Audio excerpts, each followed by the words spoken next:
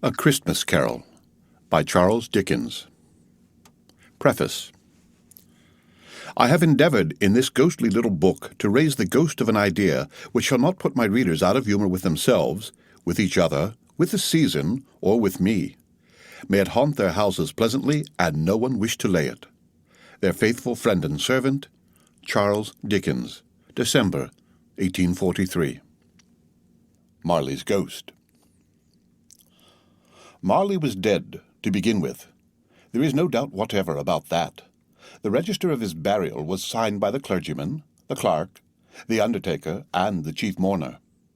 Scrooge signed it, and Scrooge's name was good upon change for anything he chose to put his hand to. Old Marley was as dead as a doornail. Mind, I don't mean to say that I know of my own knowledge what there is particularly dead about a doornail. I might have been inclined myself to regard a coffin-nail as the deadliest piece of ironmongery in the trade. But the wisdom of our ancestors is in the simile, and my unhallowed hands shall not disturb it, or the country's done for. You will therefore permit me to repeat, emphatically, that Marley was as dead as a doornail. Scrooge knew he was dead? Of course he did. How could it be otherwise? Scrooge and he were partners for, I don't know how many years. Scrooge was his sole executor, his sole administrator, his sole assign, his sole residuary legatee, his sole friend, and sole mourner. And even Scrooge was not so dreadfully cut up by the sad event, but that he was an excellent man of business on the very day of the funeral, and solemnized it with an undoubted bargain. The mention of Marley's funeral brings me back to the point I started from. There is no doubt that Marley was dead. This must be distinctly understood, or nothing wonderful can come of the story I am going to relate. If we were not perfectly convinced that Hamlet's father died before the play began, there would be nothing more remarkable in his taking a stroll at night, in an easterly wind upon his own ramparts, than there would be in any other middle-aged gentleman rashly turning out after dark in a breezy spot, say St. Paul's churchyard, for instance, literally to astonish his son's weak mind. Scrooge never painted out old Marley's name. There it stood, years afterwards, above the warehouse door. Scrooge and Marley. The firm was known as Scrooge and Marley. Sometimes people new to the business called Scrooge, and sometimes Marley, but he answered to both names. It was all the same to him. Oh, but he was a tight-fisted hand at the grindstone, Scrooge. A squeezing, wrenching, grasping, scraping, clutching, covetous old sinner, hard and sharp as flint, from which no steel had ever struck out generous fire, secret and self-contained, and solitary as an oyster. The cold within him froze his old features, nipped his pointed nose, shriveled his cheek, stiffened his gait, made his eyes red, his thin lips blue, and spoke out shrewdly in his grating voice. A frosty rime was on his head, and on his eyebrows and his wiry chin. He carried his own low temperature always about with him. He iced his office in the dog days, and didn't thaw it 1 degree at Christmas. External heat and cold had little influence on Scrooge. No warmth could warm, no wintry weather chill him. No wind that blew was bitterer than he, no falling snow was more intent upon its purpose, no pelting rain less open to entreaty. Foul weather didn't know where to have him. The heaviest rain and snow and hail and sleet could boast of the advantage over him in only one respect.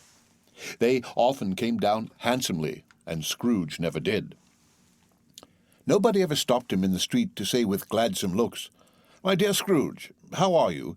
When will you come to see me?" No beggars implored him to bestow a trifle. No children asked him what it was o'clock. No man or woman ever once in all his life inquired the way to such and such a place of Scrooge. Even the blind men's dogs appeared to know him, and when they saw him coming on would tug their owners into doorways and up courts, and then would wag their tails as though they said, "No eye at all is better than an evil eye, Doc, master." But what did Scrooge care? It was the very thing he liked, to edge his way along the crowded paths of life, warning all human sympathy to keep its distance, was what the knowing ones call nuts to Scrooge. Once upon a time, of all the good days in the year, on Christmas Eve, old Scrooge sat busy in his counting-house. It was cold, bleak, biting weather, foggy withal, and he could hear the people in the court outside go wheezing up and down, beating their hands upon their breasts and stamping their feet upon the pavement stones to warm them. The city clocks had only just gone 3, but it was quite dark already.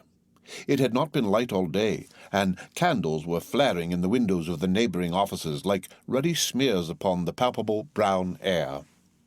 The fog came pouring in at every chink and keyhole, and was so dense without that, although the court was of the narrowest, the houses opposite were mere phantoms.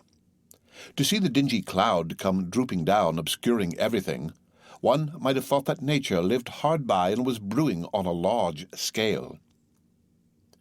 The door of Scrooge's counting-house was open that he might keep his eye upon his clerk, who was in a dismal little cell beyond, a sort of tank with copying letters. Scrooge had a very small fire, but the clerk's fire was so very much smaller that it looked like one coal. But he couldn't replenish it, for Scrooge kept the coal-box in his own room, and so surely as the clerk came in with the shovel, the master predicted that it would be necessary for them to part. Wherefore the clerk put on his white comforter and tried to warm himself at the candle, in which effort, not being a man of a strong imagination, he failed. "A Merry Christmas, Uncle! God save you!" cried a cheerful voice. It was the voice of Scrooge's nephew, who came upon him so quickly that this was the first intimation he had of his approach. "Bah!" said Scrooge. "Humbug!" He had so heated himself with rapid walking in the fog and frost, this nephew of Scrooge's, that he was all in a glow. His face was ruddy and handsome, his eyes sparkled, and his breath smoked again. "Christmas? A humbug, Uncle!"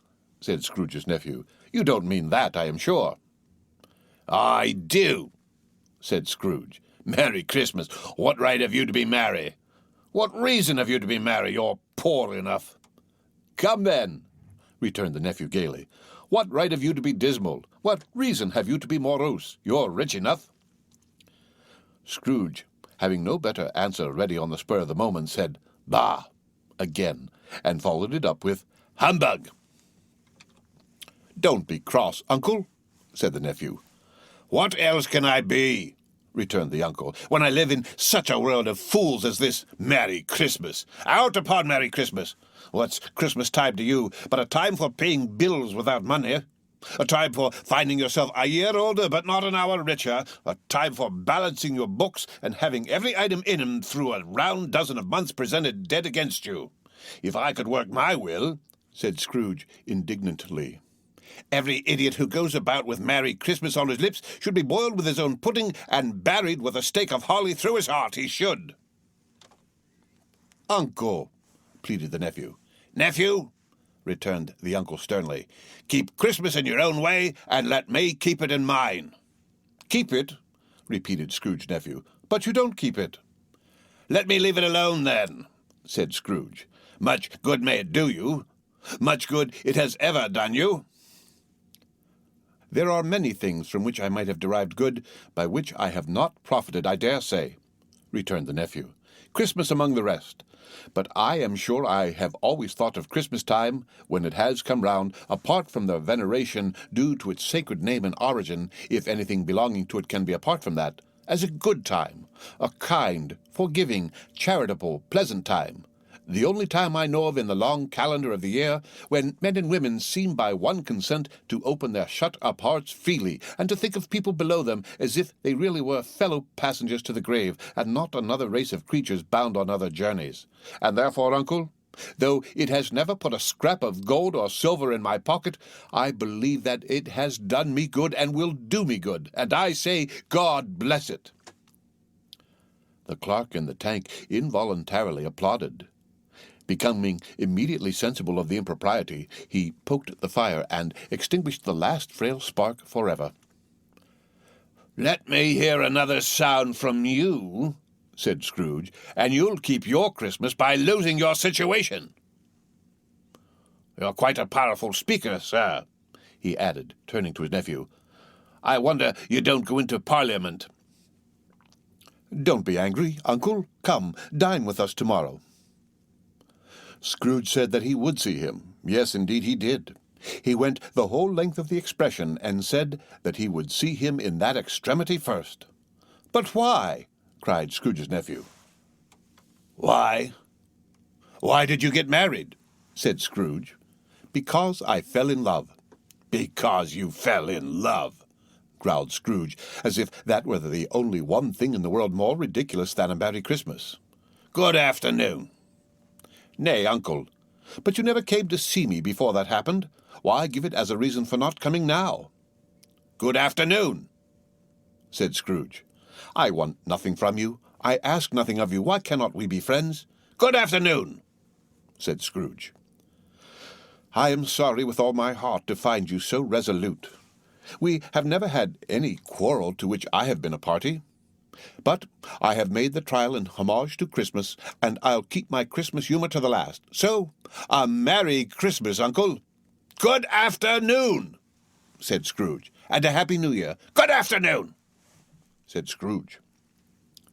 His nephew left the room without an angry word notwithstanding. He stopped at the outer door to bestow the greeting of the season on the clerk, who, cold as he was warmer than Scrooge, for he returned them cordially. "There's another fellow," muttered Scrooge, who overheard him.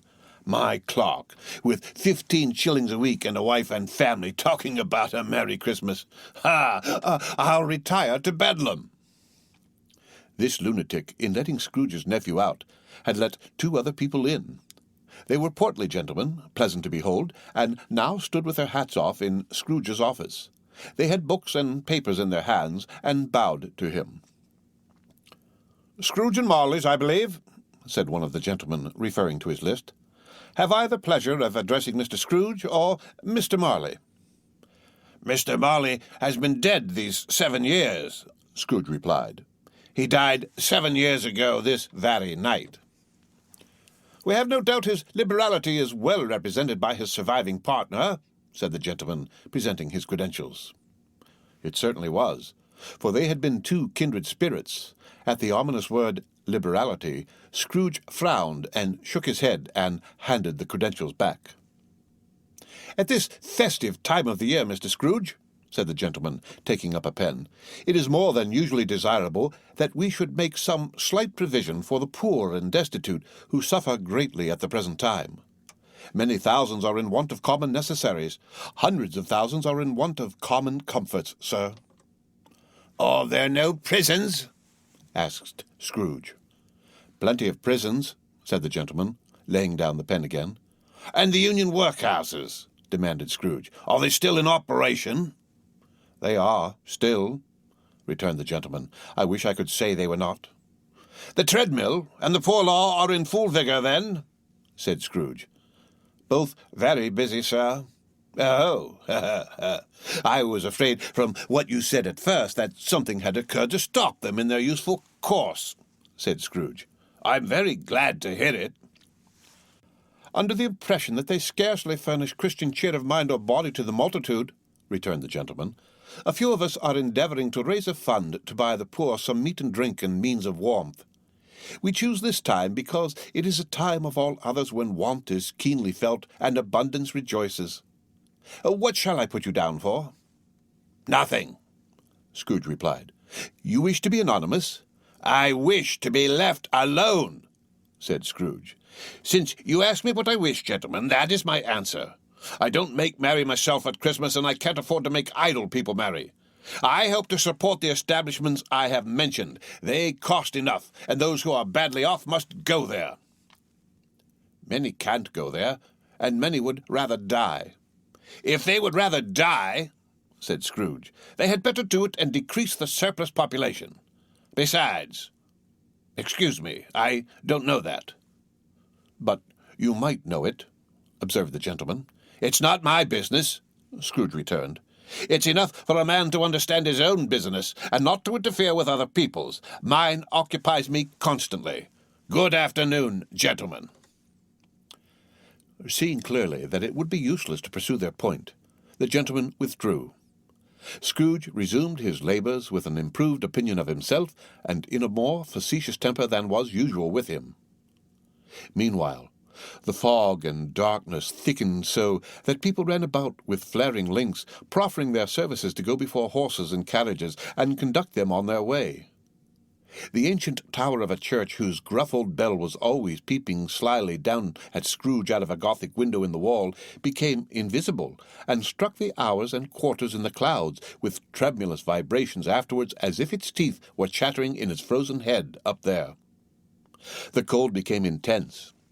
In the main street at the corner of the court, some labourers were repairing the gas pipes, and had lighted a great fire in a brazier, round which a party of ragged men and boys were gathered, warming their hands and winking their eyes before the blaze and rapture. The water-plug being left in solitude, its overflowings sullenly congealed and turned to misanthropic ice. The brightness of the shops, where holly sprigs and berries crackled in the lamp heat of their windows, made pale faces ruddy as they passed.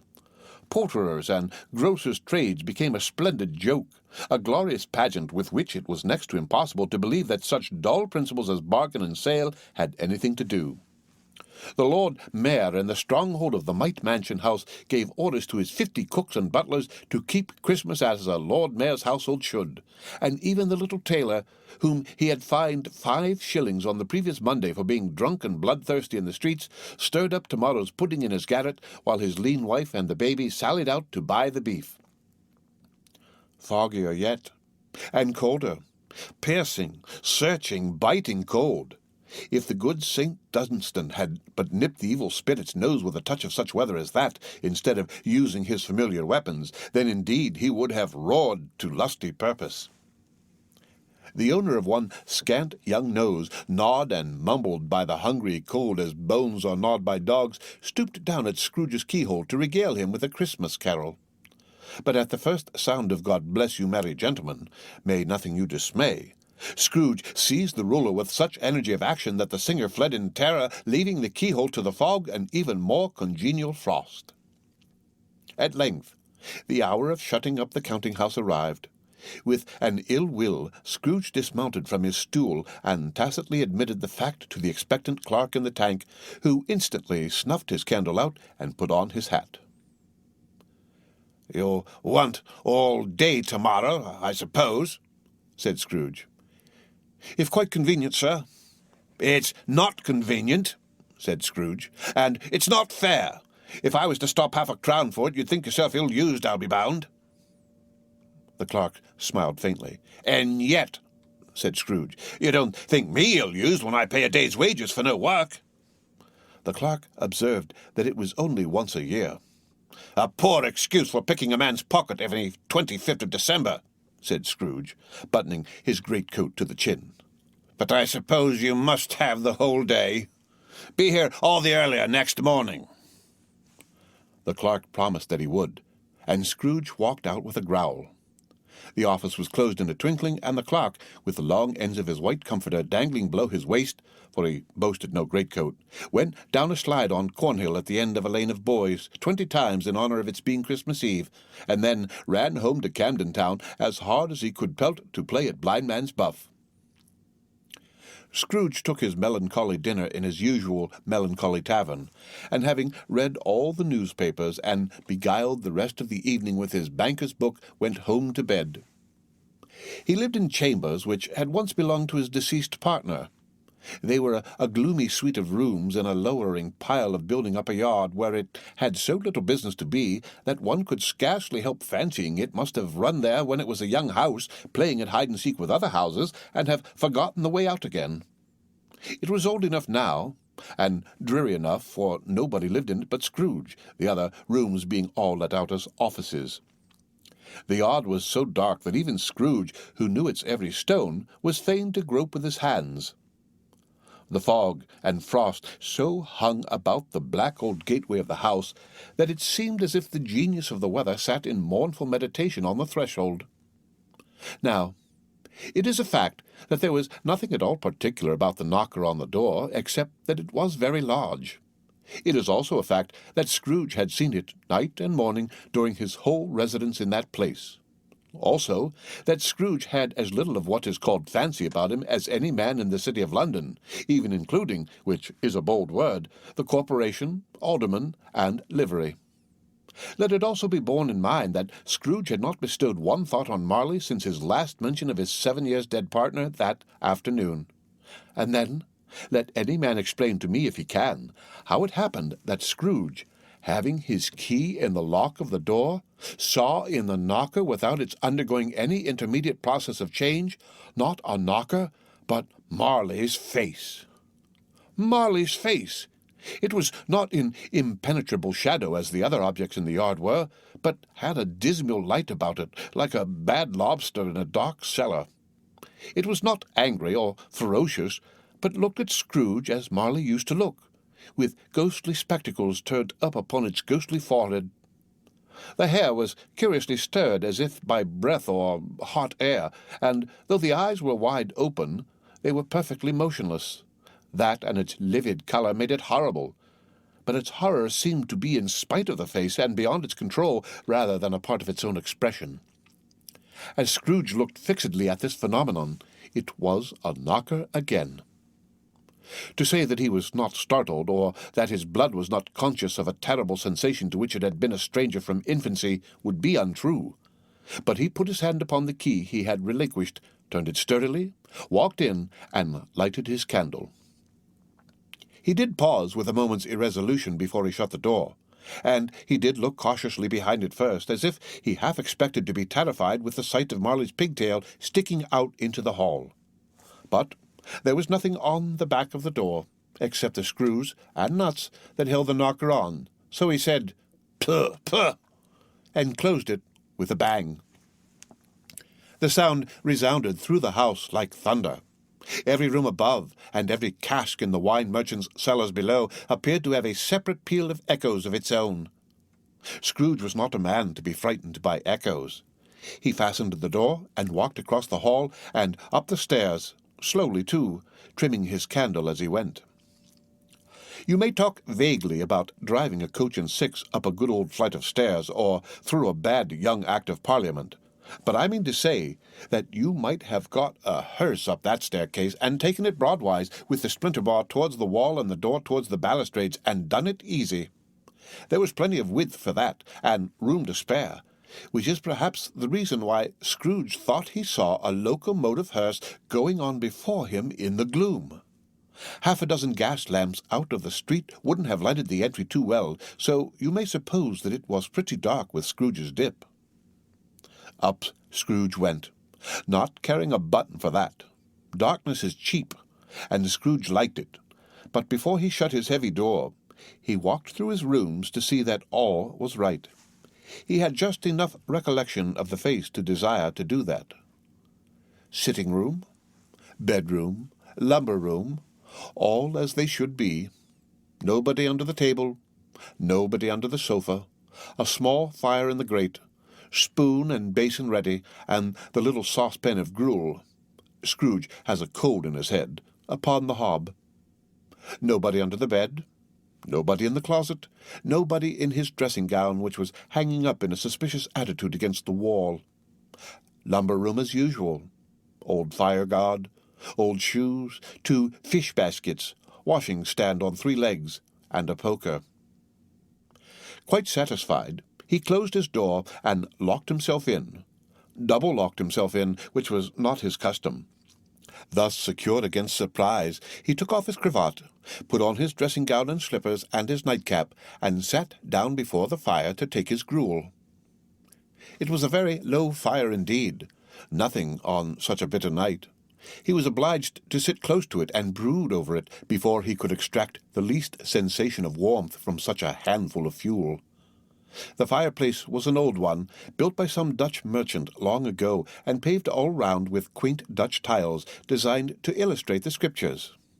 There were Cains and Abels, Pharaoh's daughters, queens of Sheba, angelic messengers descending through the air on clouds like feather-beds, Abrahams, Belshazzars, apostles putting off to sea in butter-boats, hundreds of figures to attract his thoughts. And yet that face of Marley, 7 years dead, came like the ancient prophet's rod and swallowed up the whole. If each smooth tile had been a blank at first, with power to shape some picture on its surface from the disjointed fragments of his thoughts, there would have been a copy of old Marley's head on every one. "Humbug," said Scrooge, and walked across the room. After several turns, he sat down again. As he threw his head back in the chair, his glance happened to rest upon a bell, a disused bell that hung in the room and communicated for some purpose now forgotten with a chamber in the highest story of the building.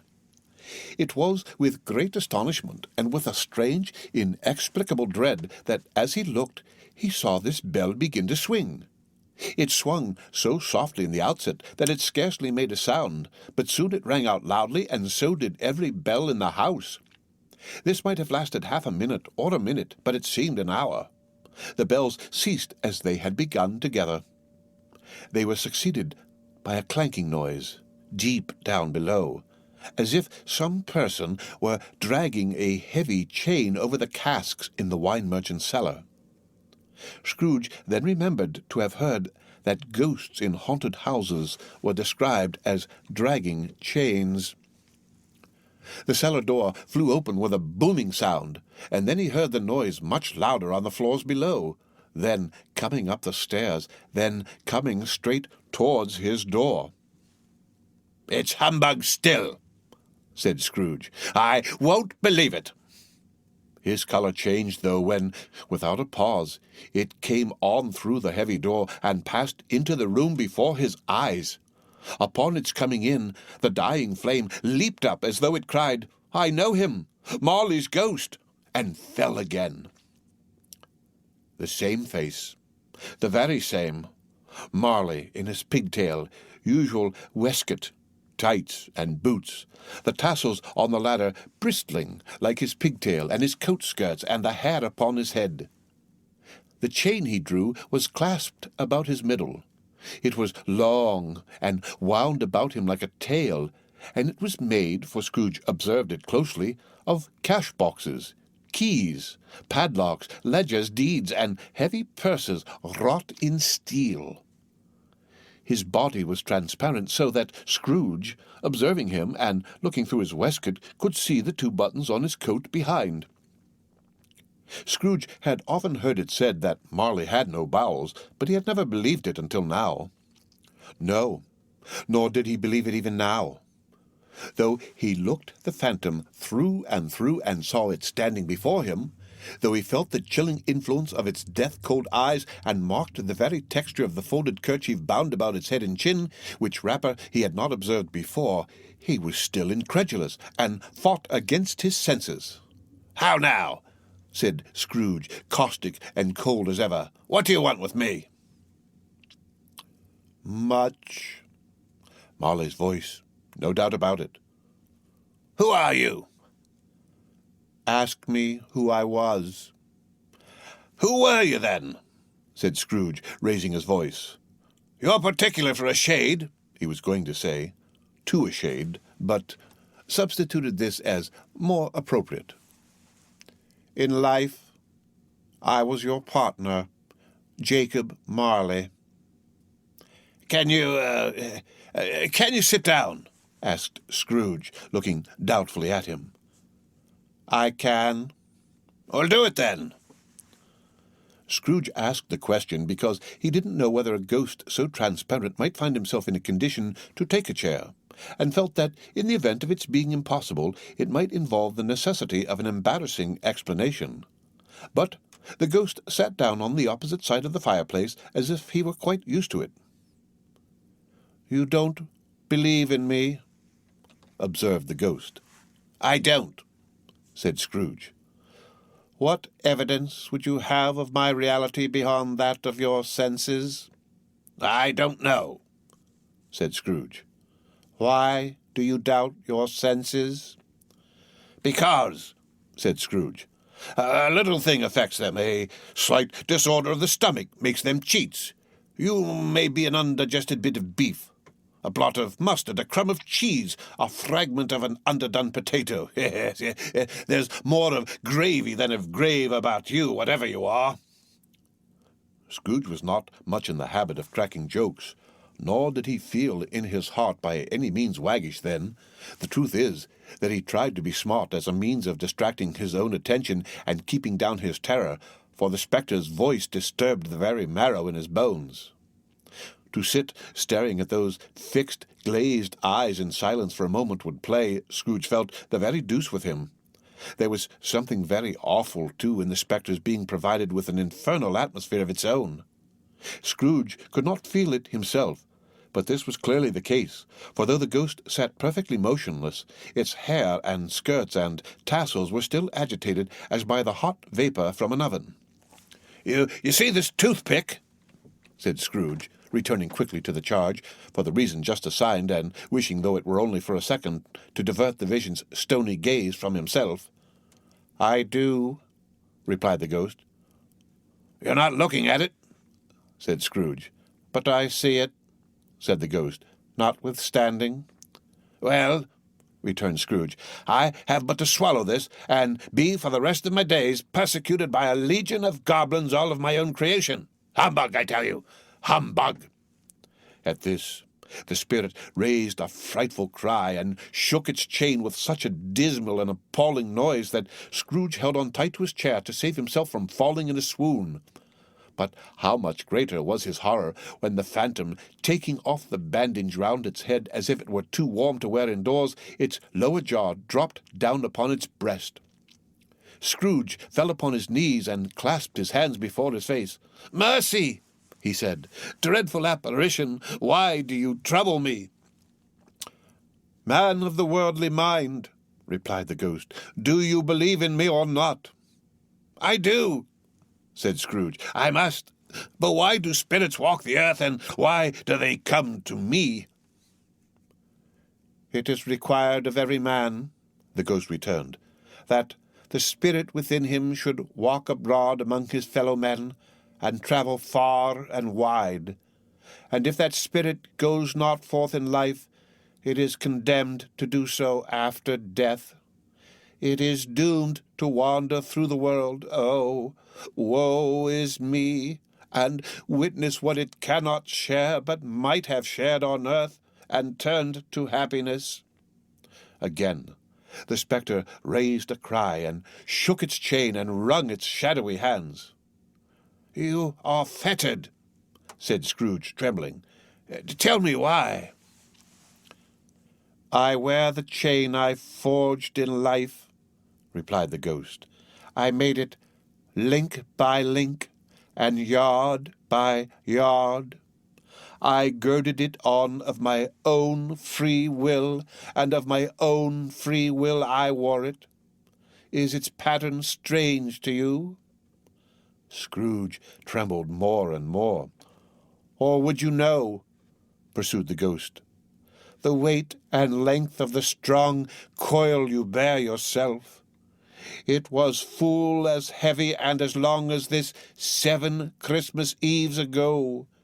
You have labored on it since. It is a ponderous chain."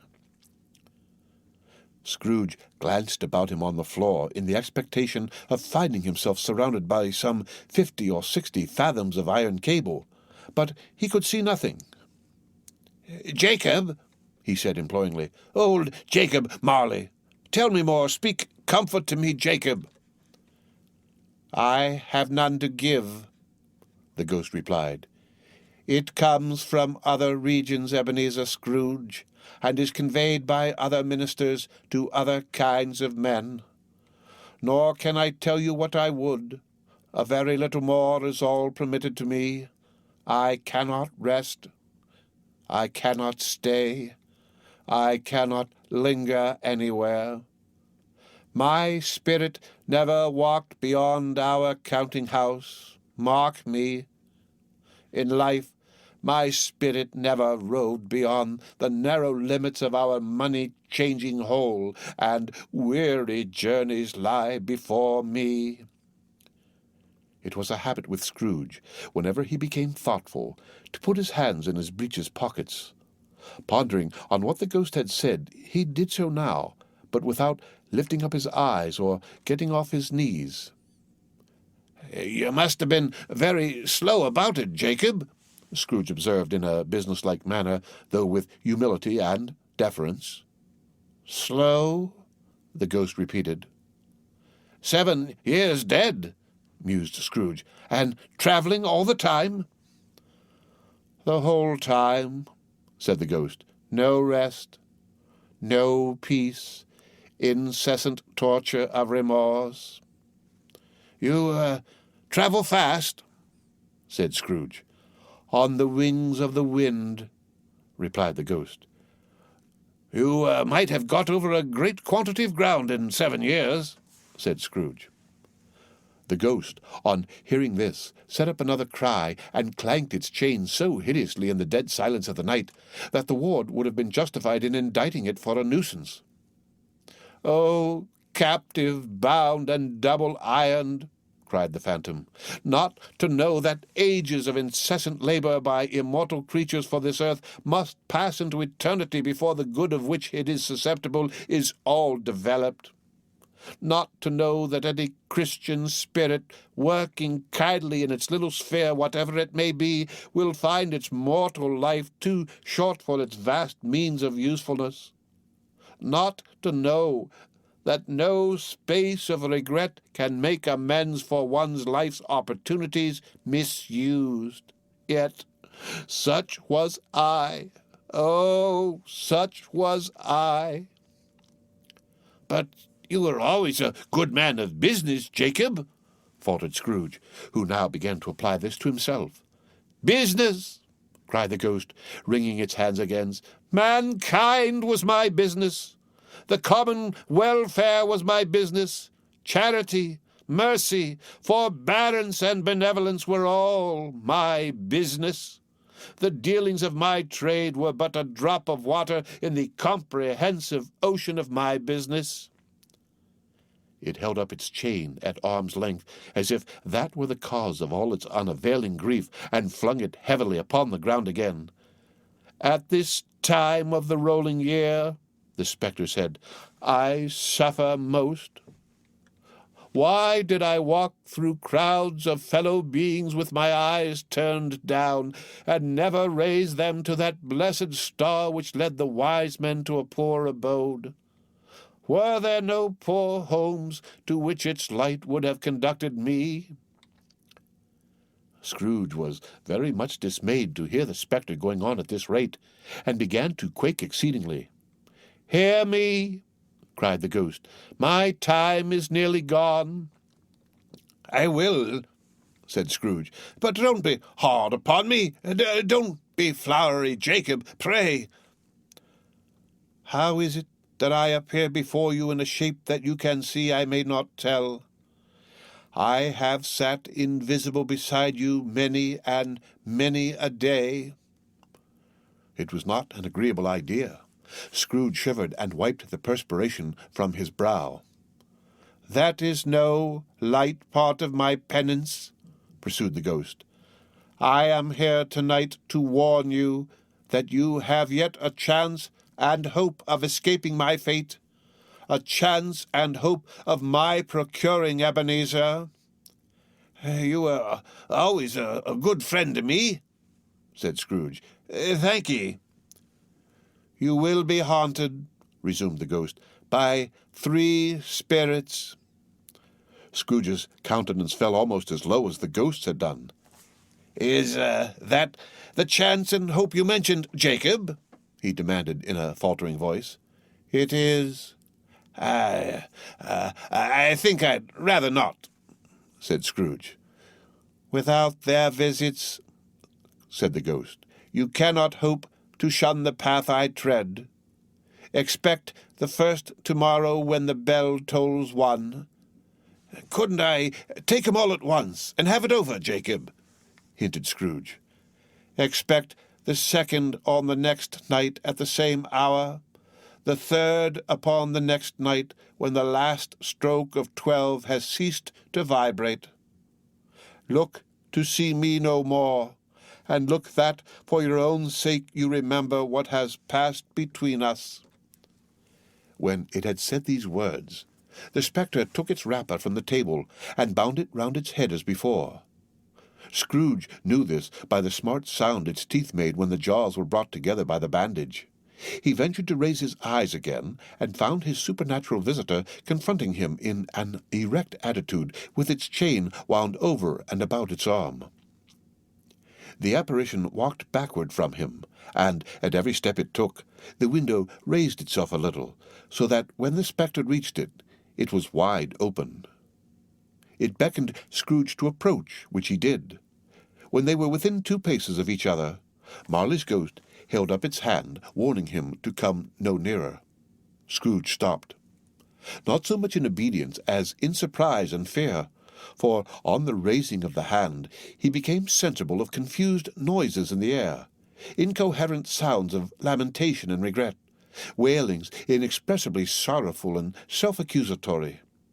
The spectre, after listening for a moment, joined in the mournful dirge and floated out upon the bleak, dark night.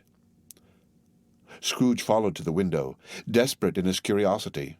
He looked out.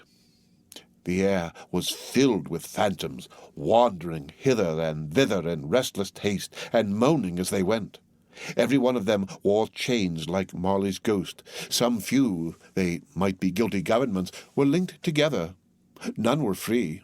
Many had been personally known to Scrooge in their lives. He had been quite familiar with one old ghost in a white waistcoat, with a monstrous iron safe attached to its ankle, who cried piteously at being unable to assist a wretched woman with an infant whom it saw below upon a doorstep. The misery with them all was, clearly, that they sought to interfere for good in human matters, and had lost the power forever. Whether these creatures faded into mist, or mist enshrouded them, he could not tell, but they and their spirit voices faded together, and the night became as it had been when he walked home.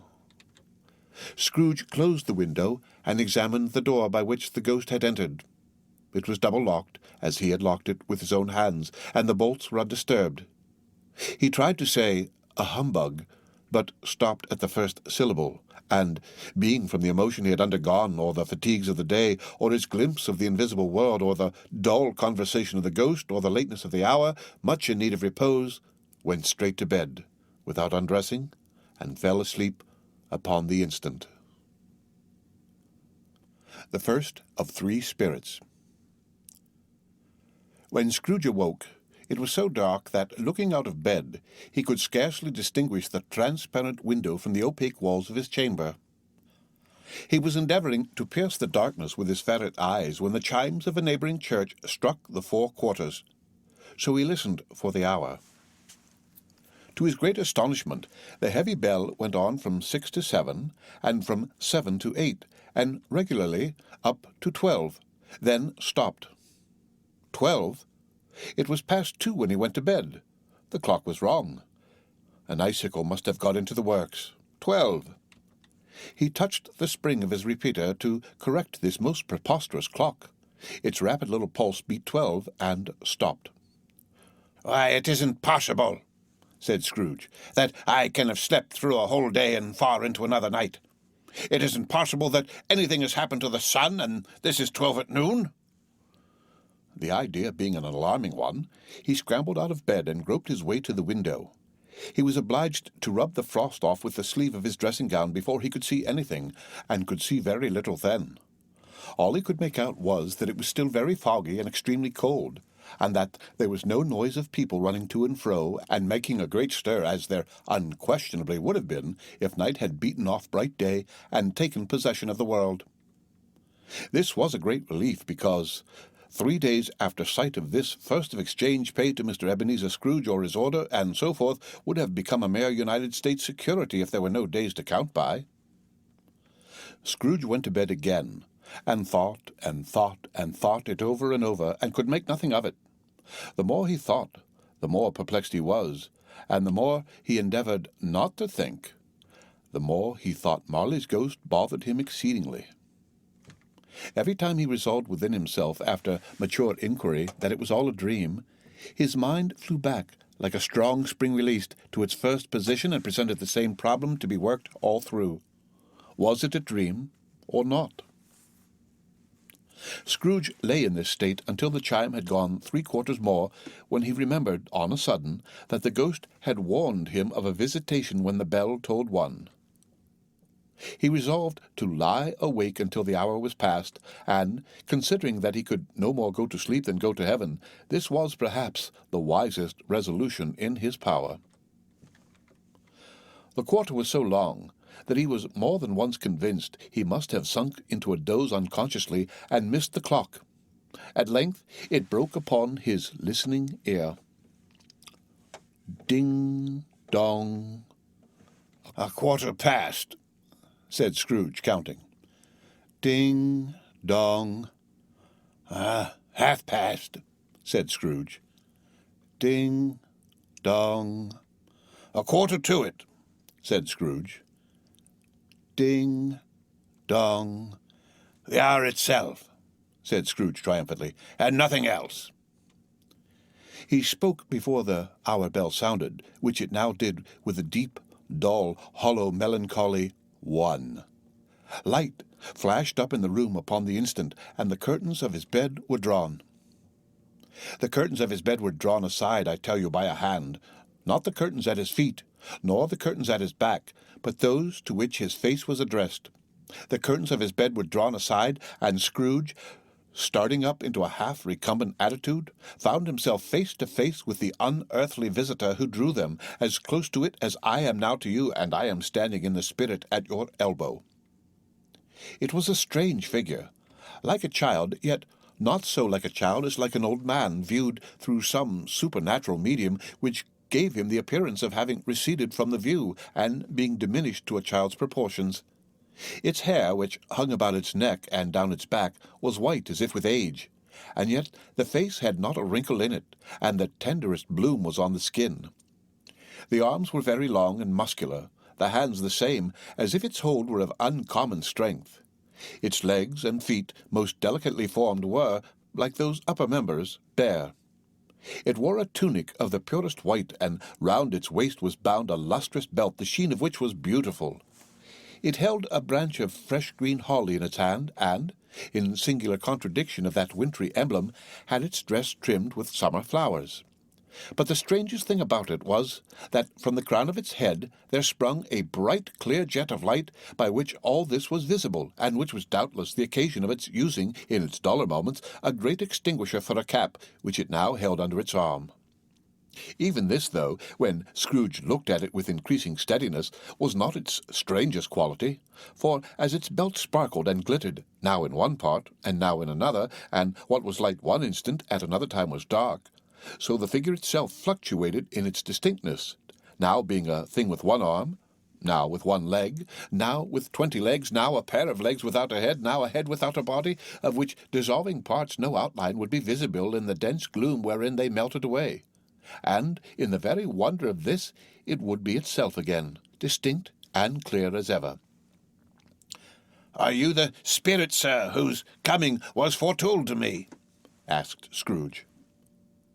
"I am." The voice was soft and gentle, singularly low, as if, instead of being so close beside him, it were at a distance. "Who and what are you?" Scrooge demanded. "I am the ghost of Christmas past." "Long past?" inquired Scrooge, observant of its dwarfish stature. "No, your past." Perhaps Scrooge could not have told anybody why, if anybody could have asked him, but he had a special desire to see the spirit in his cap, and begged him to be covered. "What?" exclaimed the ghost. "Would you so soon put out with worldly hands the light I give? Is it not enough that you are one of those whose passions made this cap, and force me through whole trains of years to wear it low upon my brow?" Scrooge reverently disclaimed all intention to offend, or any knowledge of having wilfully bonneted the spirit at any period of his life. He then made bold to inquire what business brought him there. "Your welfare," said the ghost. Scrooge expressed himself much obliged, but could not help thinking that a night of unbroken rest would have been more conducive to that end. The spirit must have heard him thinking, for it said immediately, "Your reclamation, then. Take heed." It put out its strong hand as it spoke, and clasped him gently by the arm. "Rise, and walk with me." It would have been in vain for Scrooge to plead that the weather and the hour were not adapted to pedestrian purposes, that bed was warm, and the thermometer a long way below freezing, that he was clad but lightly in his slippers, dressing-gown, and nightcap, and that he had a cold upon him at that time. The grasp, though gentle as a woman's hand, was not to be resisted. He rose, but finding that the spirit made towards the window, clasped his robe in supplication. "I am mortal," Scrooge remonstrated, "and liable to fall." "Bear but a touch of my hand there," said the spirit, laying it upon his heart, "and you shall be upheld in more than this." As the words were spoken, they passed through the wall and stood upon an open country road with fields on either hand. The city had entirely vanished. Not a vestige of it was to be seen. The darkness and the mist had vanished with it, for it was a clear, cold winter day, with snow upon the ground. "Good heaven!"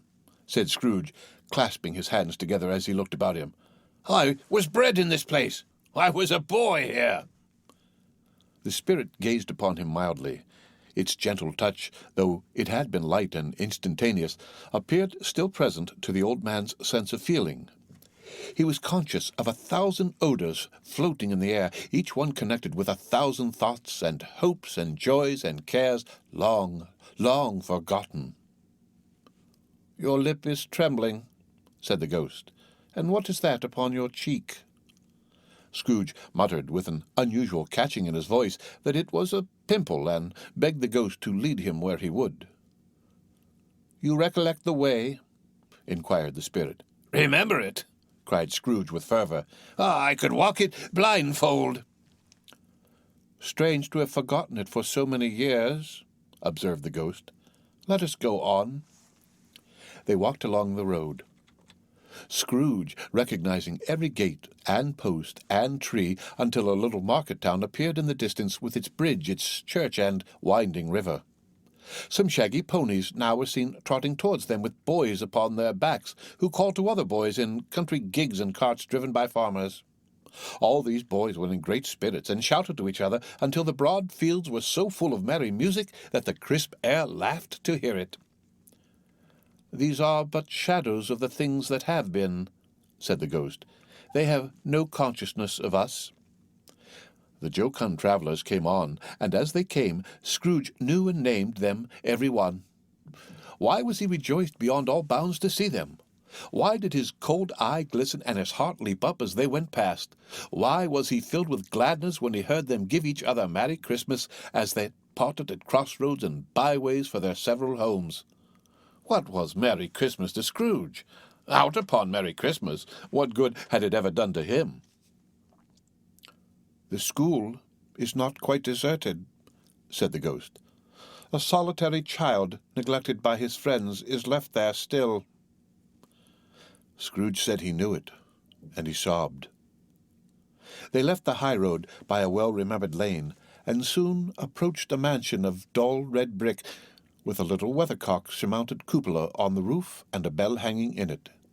It was a large house, but one of broken fortunes, for the spacious offices were little used. Their walls were damp and mossy, their windows broken, and their gates decayed. Fowls clucked and strutted in the stables, and the coach-houses and sheds were overrun with grass. Nor was it more retentive of its ancient state within, for entering the dreary hall and glancing through the open doors of many rooms, they found them poorly furnished, cold, and vast. There was an earthy savour in the air, a chilly bareness in the place, which associated itself somehow with too much getting up by candlelight and not too much to eat. They went, the ghost and Scrooge, across the hall to a door at the back of the house. It opened before them and disclosed a long, bare, melancholy room, made barer still by lines of plain deal forms and desks.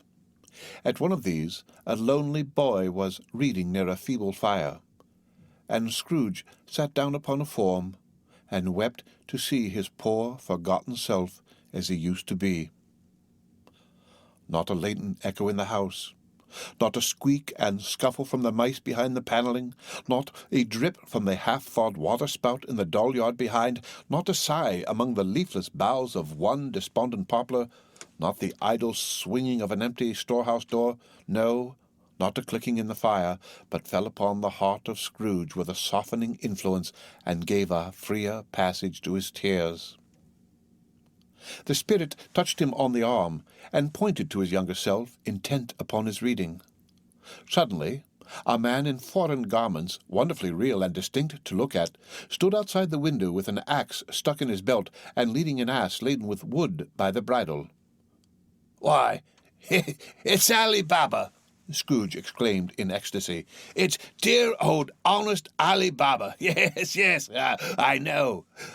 One Christmas time, when yonder solitary child was left here all alone, he did come, for the first time, just like that. Poor boy. And Valentine," said Scrooge, "and his wild brother Orson, there they go, and what's his name, who was put down in his drawers, asleep at the gate of Damascus. Don't you see him? And the Sultan's groom turned upside down by the genie. There he is upon his head. Serve him right. Oh, I'm glad of it. What business had he to be married to the princess?" To hear Scrooge expending all the earnestness of his nature on such subjects in a most extraordinary voice between laughing and crying, and to see his heightened and excited face, would have been a surprise to his business friends in the city indeed. "There's the parrot!" cried Scrooge. "Green body, yellow tail, with a thing like a lettuce growing out of the top of his head. There he is! Poor Robin Crusoe, he called him when he came home again after sailing round the island. Poor Robin Crusoe. Where have you been, Robin Crusoe?" The man thought he was dreaming, but he wasn't. It was the parrot, you know. There goes Friday, running for his life to the little creek. Helloa! Helloa! Then, with a rapidity of transition very foreign to his usual character, he said in pity for his former self, "Poor boy." And he cried again.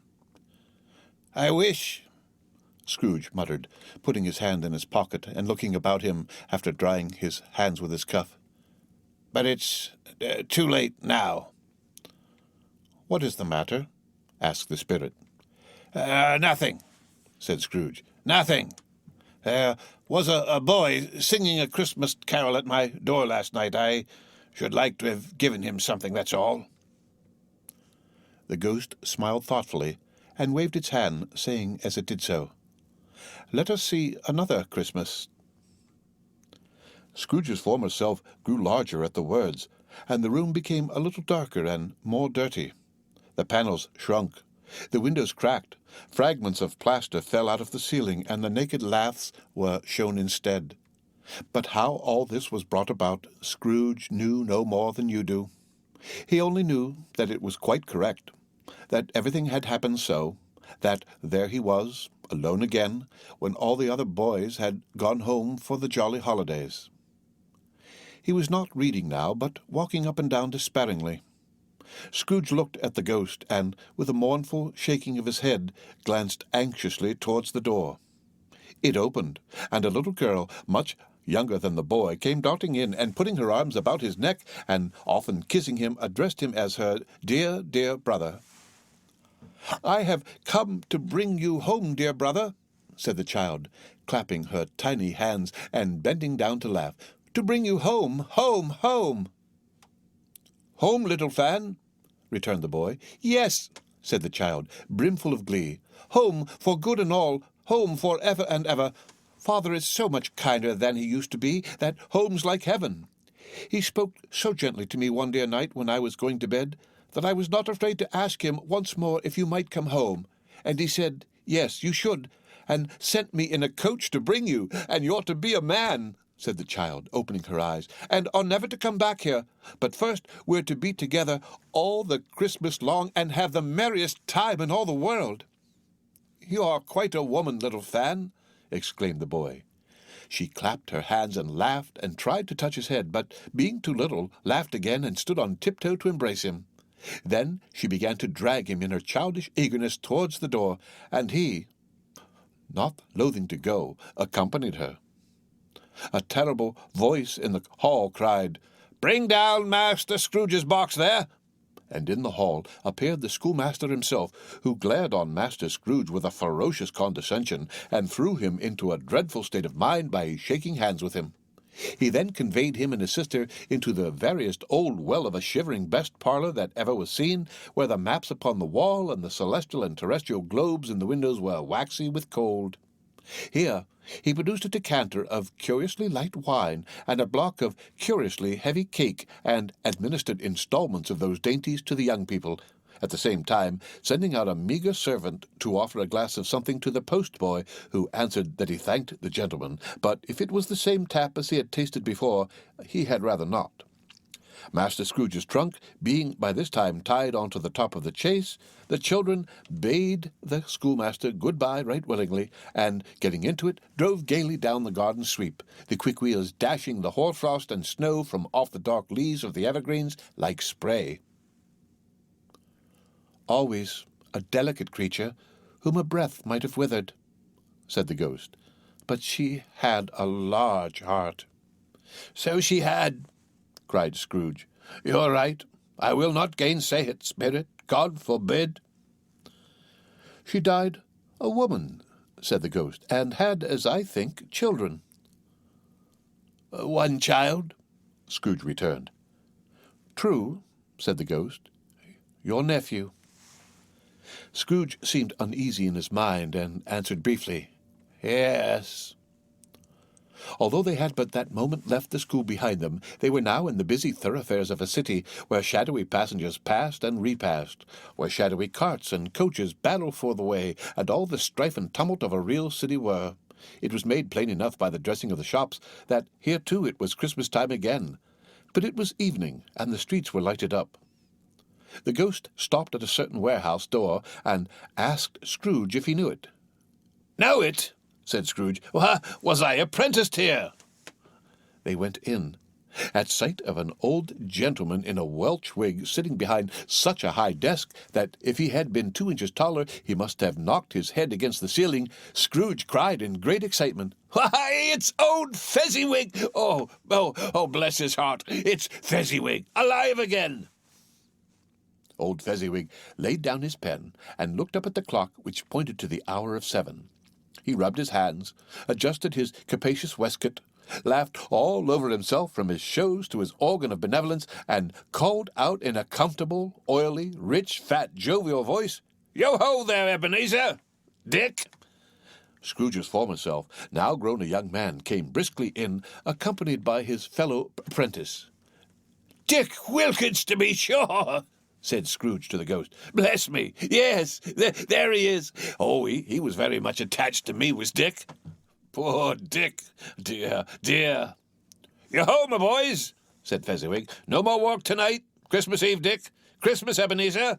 Let's have the shutters up," cried old Fezziwig, with a sharp clap of his hand, "before a man can say Jack Robinson." You wouldn't believe how those two fellows went at it. They charged into the street with the shutters. 1, 2, 3, had 'em up in their places. 4, 5, 6, barred 'em and pinned 'em. 7, 8, 9, and came back before you could have got to 12, panting like racehorses. "Hilly-ho!" cried old Fezziwig, skipping down from the high desk with wonderful agility. "Clear away, my lads, and let's have lots of room here. Hilly-ho, Dick! Shut up, Ebenezer! Clear away!" Oh, there was nothing they wouldn't have cleared away, or couldn't have cleared away with old Fezziwig looking on. It was done in a minute. Every movable was packed off as if it were dismissed from public life for evermore. The floor was swept and watered, the lamps were trimmed, fuel was heaped upon the fire, and the warehouse was as snug and warm and dry and bright a ballroom as you would desire to see upon a winter's night.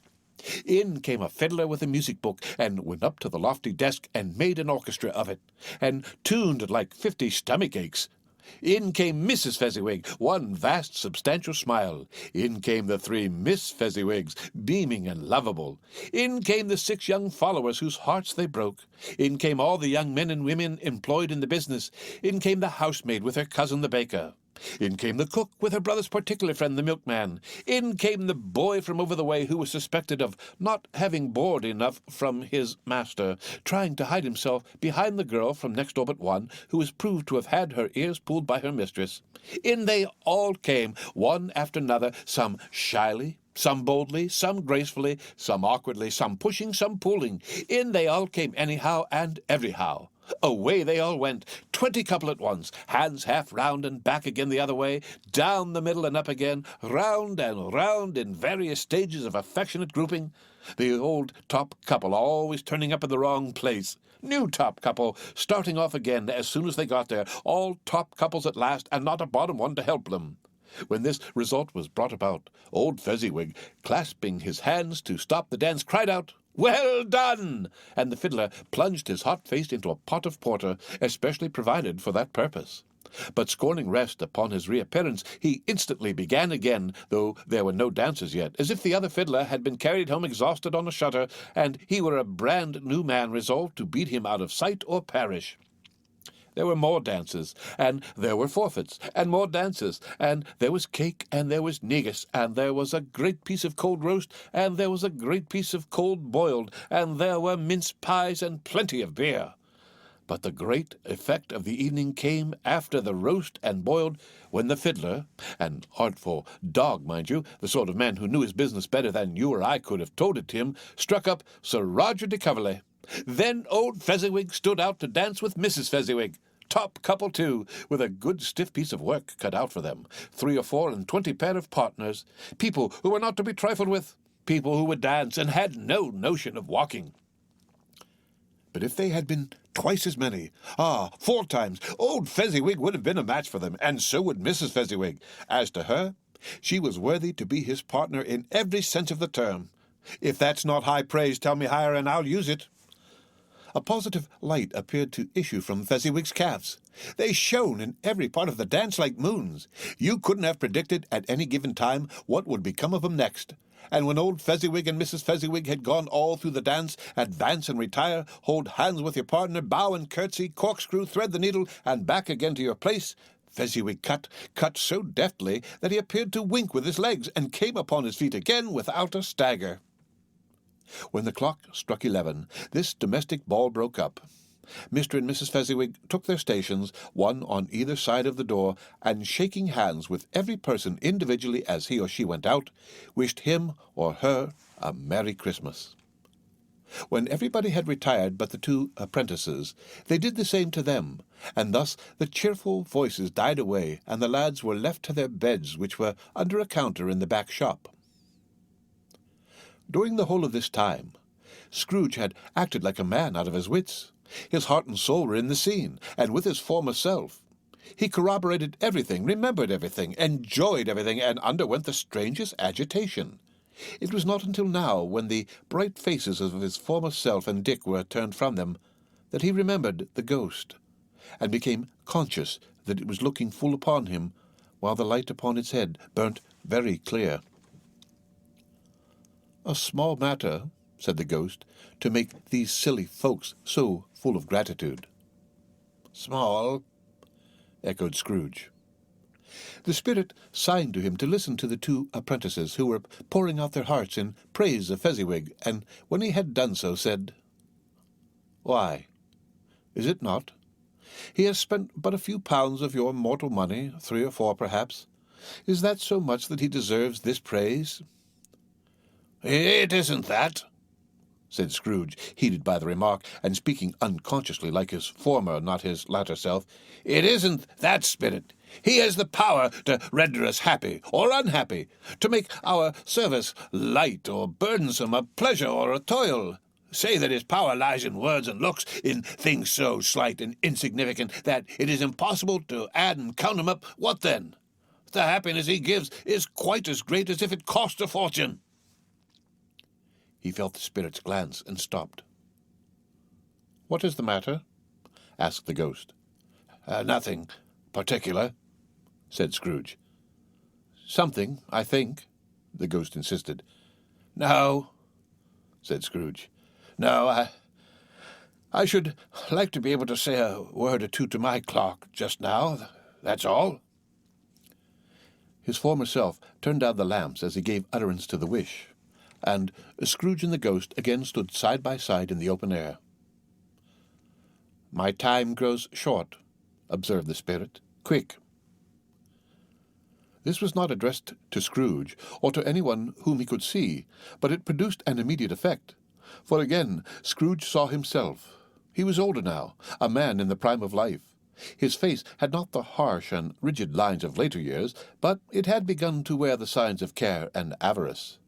There was an eager, greedy, restless motion in the eye which showed the passion that had taken root, and where the shadow of the growing tree would fall. He was not alone, but sat by the side of a fair young girl in a morning dress, in whose eyes there were tears which sparkled in the light that shone out of the ghost of Christmas past. "It matters little," she said softly. "To you very little.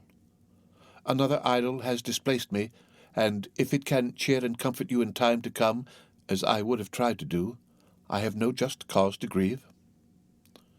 "What idol has displaced you?" he rejoined.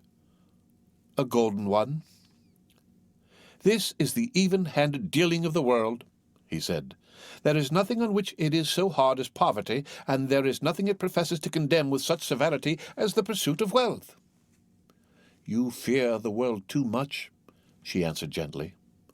"All your hopes have merged into the hope of being beyond the chance of its sordid reproach.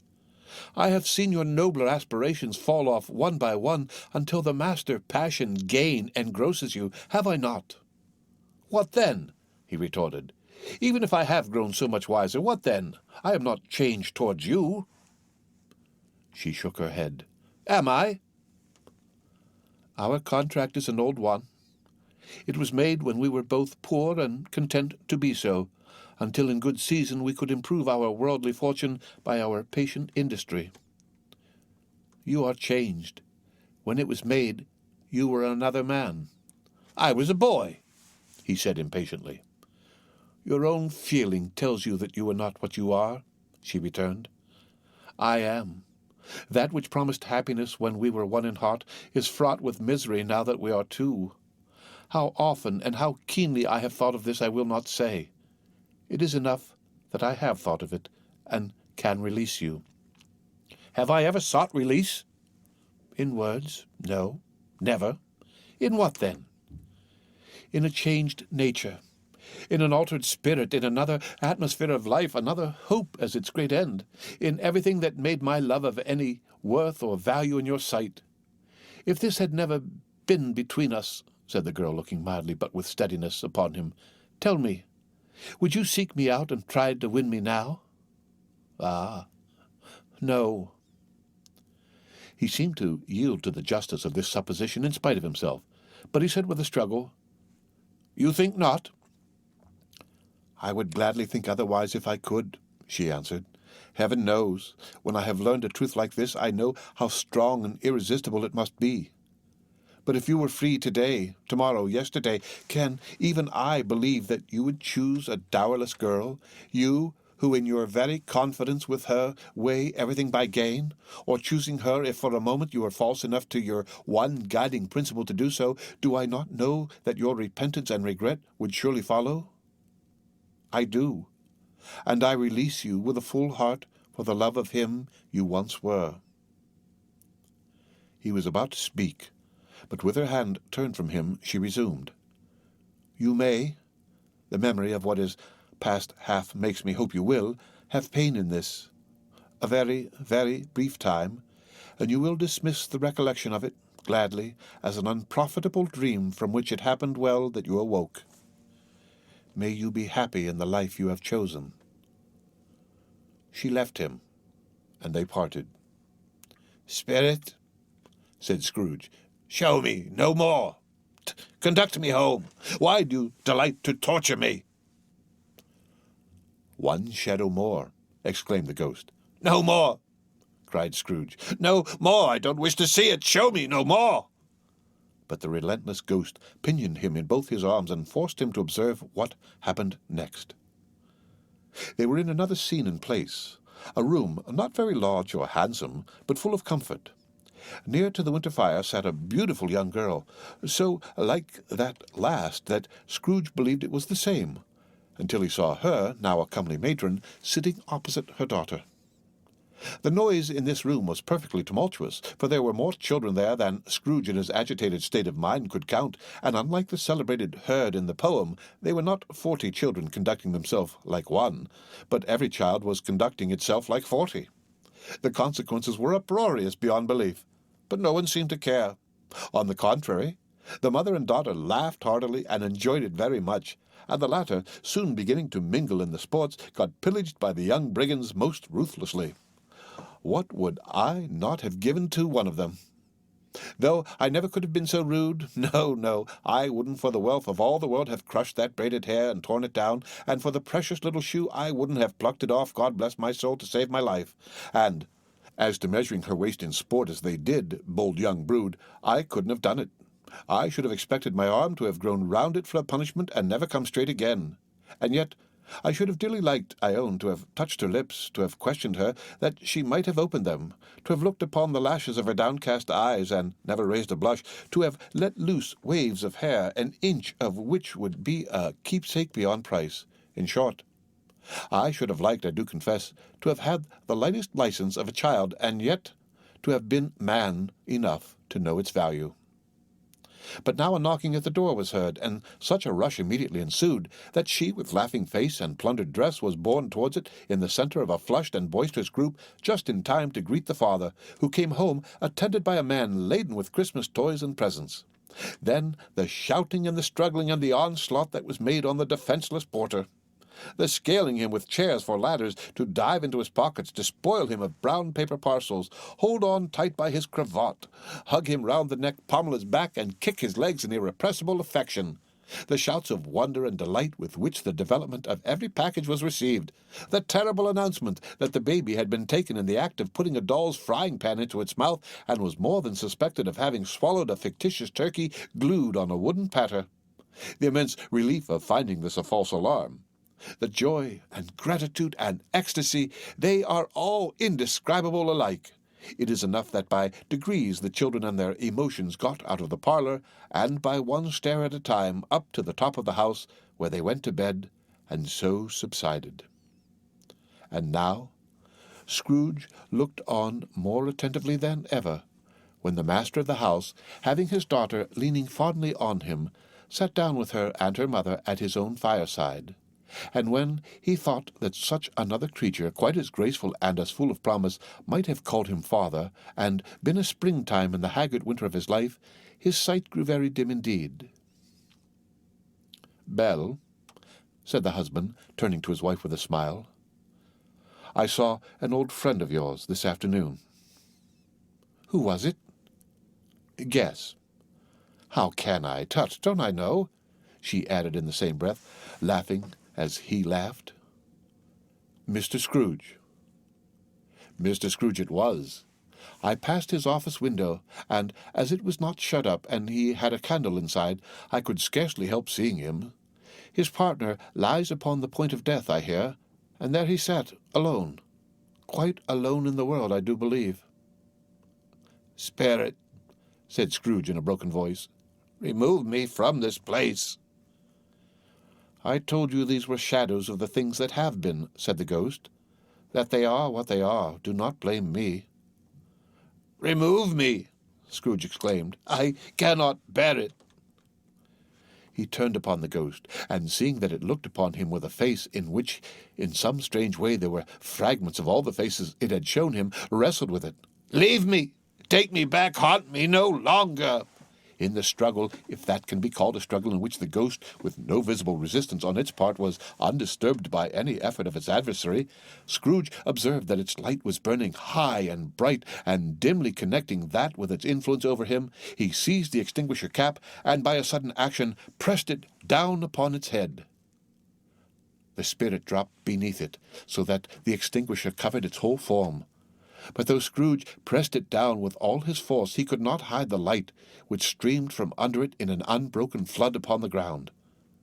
He was conscious of being exhausted and overcome by an irresistible drowsiness, and, further, of being in his own bedroom. He gave the cap a parting squeeze, in which his hand relaxed, and had barely time to reel to bed before he sank into a heavy sleep. The second of three spirits. Awaking in the middle of a prodigiously tough snore, and sitting up in bed to get his thoughts together, Scrooge had no occasion to be told that the bell was again upon the stroke of 1. He felt that he was restored to consciousness in the right nick of time, for the especial purpose of holding a conference with the second messenger dispatched to him through Jacob Marley's intervention. But, finding that he turned uncomfortably cold when he began to wonder which of his curtains this new spectre would draw back, he put them every one aside with his own hands, and lying down again established a sharp lookout all round the bed. For he wished to challenge the spirit on the moment of its appearance, and did not wish to be taken by surprise and made nervous. Gentlemen of the free and easy sort, who plume themselves on being acquainted with a move or two, and being usually equal to the time of day, express the wide range of their capacity for adventure by observing that they are good for anything from pitch and toss to manslaughter, between which opposite extremes, no doubt, there lies a tolerably wide and comprehensive range of subjects. Without venturing for Scrooge quite as heartily as this, I don't mind calling on you to believe that he was ready for a good broad field of strange appearances, and that nothing between a baby and a rhinoceros would have astonished him very much. Now, being prepared for almost anything, he was not by any means prepared for nothing, and consequently, when the bell struck 1 and no shape appeared, he was taken with a violent fit of trembling. 5 minutes, 10 minutes, a quarter of an hour went by, yet nothing came. All this time he lay upon his bed, the very core and centre of a blaze of ruddy light which streamed upon it when the clock proclaimed the hour, and which, being only light, was more alarming than a dozen ghosts, as he was powerless to make out what it meant, or would be at, and was sometimes apprehensive that he might be at that very moment an interesting case of spontaneous combustion, without having the consolation of knowing it. At last, however, he began to think, as you or I would have thought at first, for it is always the person not in the predicament who knows what ought to have been done in it, and would unquestionably have done it too. At last, I say, he began to think that the source and secret of this ghostly light might be in the adjoining room, from whence, on further tracing it, it seemed to shine. This idea, taking full possession of his mind, he got up softly, and shuffled in his slippers to the door. The moment Scrooge's hand was on the lock, a strange voice called him by his name and bade him enter. He obeyed. It was his own room, there was no doubt about that, but it had undergone a surprising transformation.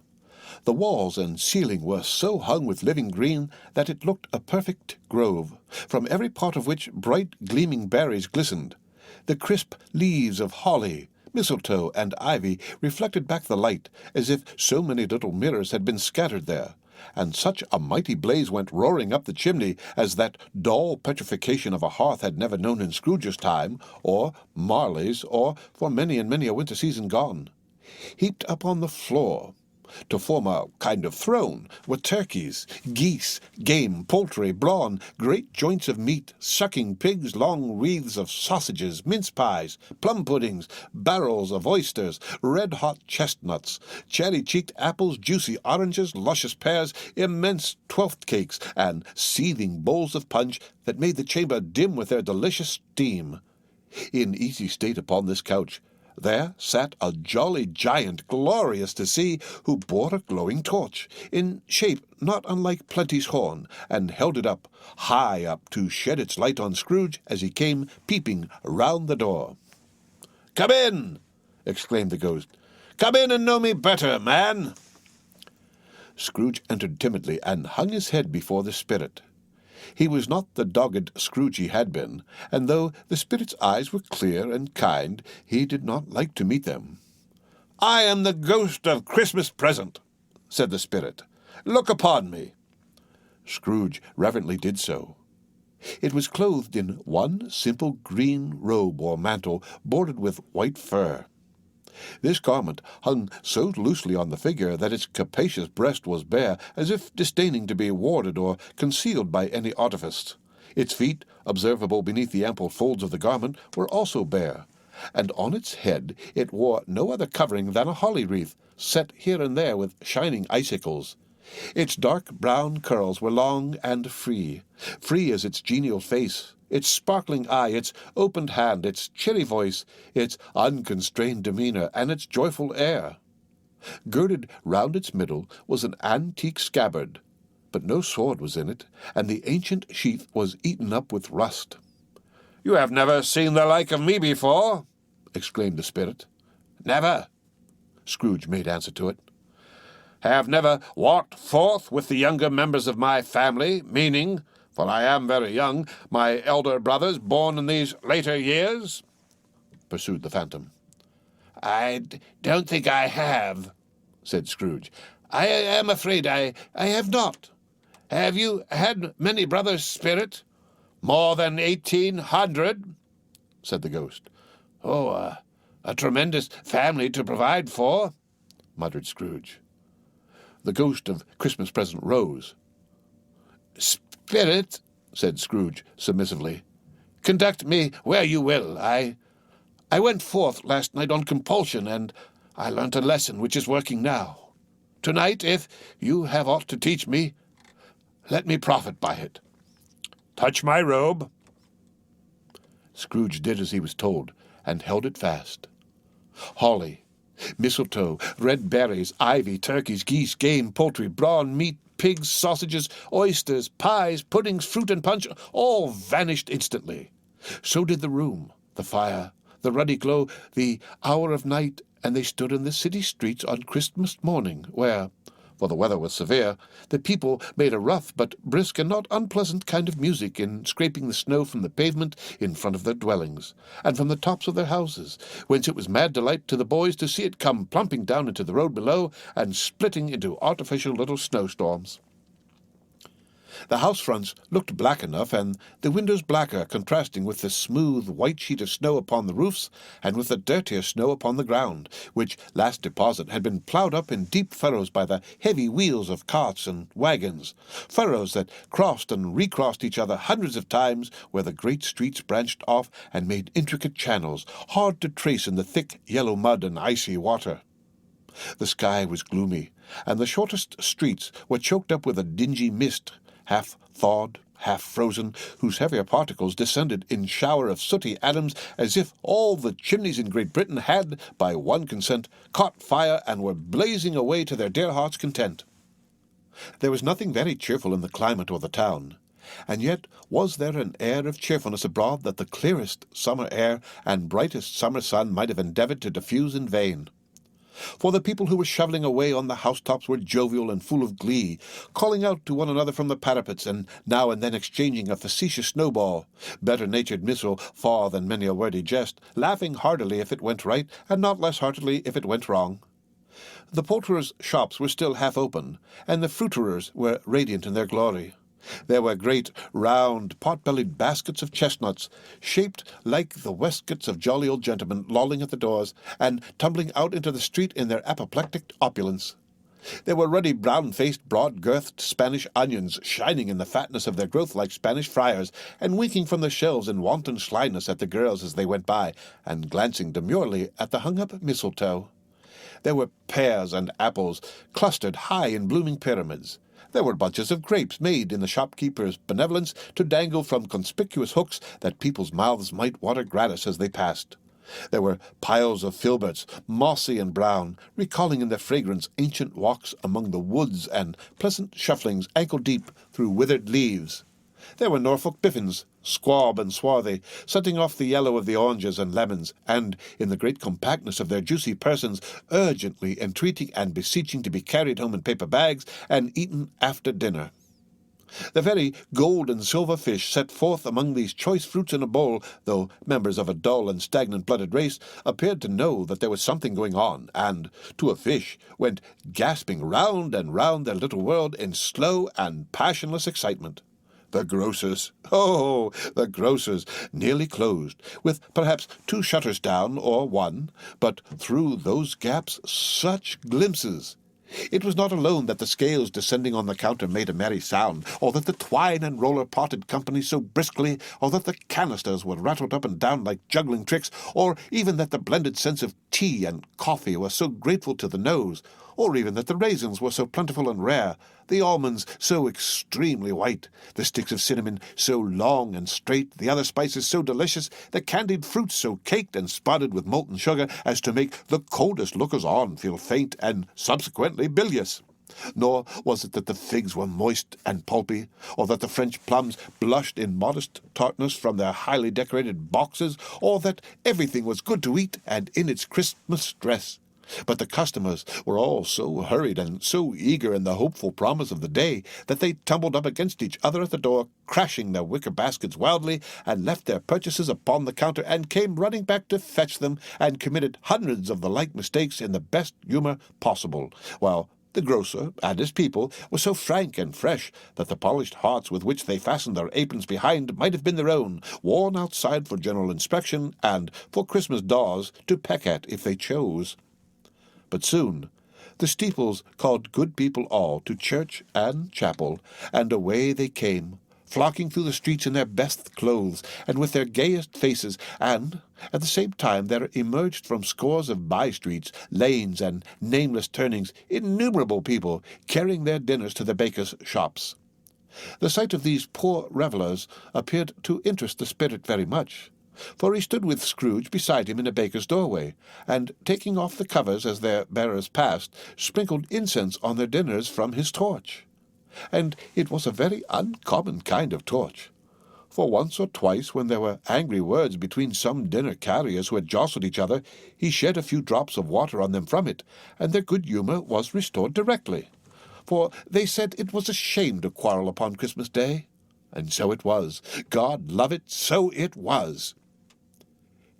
In time the bells ceased, and the bakers were shut up, and yet there was a genial shadowing forth of all these dinners, and the progress of their cooking in the thawed blotch of wet above each baker's oven, where the pavement smoked as if its stones were cooking too. "Is there a peculiar flavour in what you sprinkle from your torch?" asked Scrooge. "There is. My own." "Would it apply to any kind of dinner on this day?" asked Scrooge.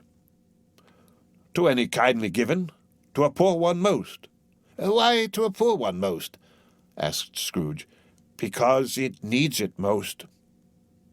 "Spirit," said Scrooge after a moment's thought, "I wonder you, of all the beings in the many worlds about us, should desire to cramp these people's opportunities of innocent enjoyment." "I?" cried the spirit. "You would deprive them of their means of dining every seventh day, often the only day on which they can be said to dine at all," said Scrooge. "Wouldn't you?" "I?" cried the spirit. "You seek to close these places on the seventh day," said Scrooge, "and it comes to the same thing." "I seek?" exclaimed the spirit. "Forgive me if I am wrong. It has been done in your name, or at least in that of your family," said Scrooge. "There are some upon this earth of yours," returned the spirit, "who lay claim to know us, and who do their deeds of passion, pride, ill will, hatred, envy, bigotry, and selfishness in our name, who are as strange to us and all our kith and kin as if they had never lived. Remember that, and charge their doings on themselves, not us." Scrooge promised that he would, and they went on, invisible as they had been before, into the suburbs of the town. It was a remarkable quality of the ghost, which Scrooge had observed at the baker's, that, notwithstanding his gigantic size, he could accommodate himself to any place with ease, and that he stood beneath a low roof quite as gracefully and like a supernatural creature as it was possible he could have done in any lofty hall. And perhaps it was the pleasure the good spirit had in showing off this power of his, or else it was his own kind, generous, hearty nature, and his sympathy with all poor men, that led him straight to Scrooge's clerk's, for there he went, and took Scrooge with him, holding to his robe, and on the threshold of the door the spirit smiled, and stopped to bless Bob Cratchit's dwelling with the sprinkling of his torch. Think of that! Bob had but 15 bob a week himself. He pocketed on Saturdays but 15 copies of his Christian name, and yet the ghost of Christmas present blessed his 4-roomed house. Then up rose Mrs. Cratchit, Cratchit's wife, dressed out but poorly in a twice-turned gown, but brave in ribbons which are cheap and make a goodly show for sixpence, and she laid the cloth, assisted by Belinda Cratchit, second of her daughters, also brave in ribbons, while Master Peter Cratchit plunged a fork into the saucepan of potatoes, and, getting the corners of his monstrous shirt-collar, Bob's private property, conferred upon his son and heir in honour of the day, into his mouth, rejoiced to find himself so gallantly attired, and yearned to show his linen in the fashionable parks. And now 2 smaller Cratchits, boy and girl, came tearing in, screaming that outside the baker's they had smelt the goose, and known it for their own, and, basking in luxurious thoughts of sage and onion, these young Cratchits danced about the table and exalted Master Peter Cratchit to the skies, while he, not proud, although his collars nearly choked him, blew the fire until the slow potatoes, bubbling up, knocked loudly at the saucepan lid to be let out and peeled. "What has ever got your precious father, then?" said Mrs. Cratchit, "and your brother Tiny Tim? And Martha wasn't as late last Christmas Day by half an hour." "Here's Martha, mother," said a girl, appearing as she spoke. "Here's Martha, mother," cried the 2 young Cratchits. "Hurrah! There's such a goose, Martha!" "Why, bless your heart alive, my dear, how late you are!" said Mrs. Cratchit, kissing her a dozen times, and taking off her shawl and bonnet for her with officious zeal. "We'd a deal of work to finish up last night," replied the girl, "and had to clear away this morning, mother." "Well, never mind so long as you're come," said Mrs. Cratchit. "Sit ye down before the fire, my dear, and have a warm, Lord bless ye." "No, no, there's father coming," cried the 2 young Cratchits, who were everywhere at once. "Hide, Martha, hide!"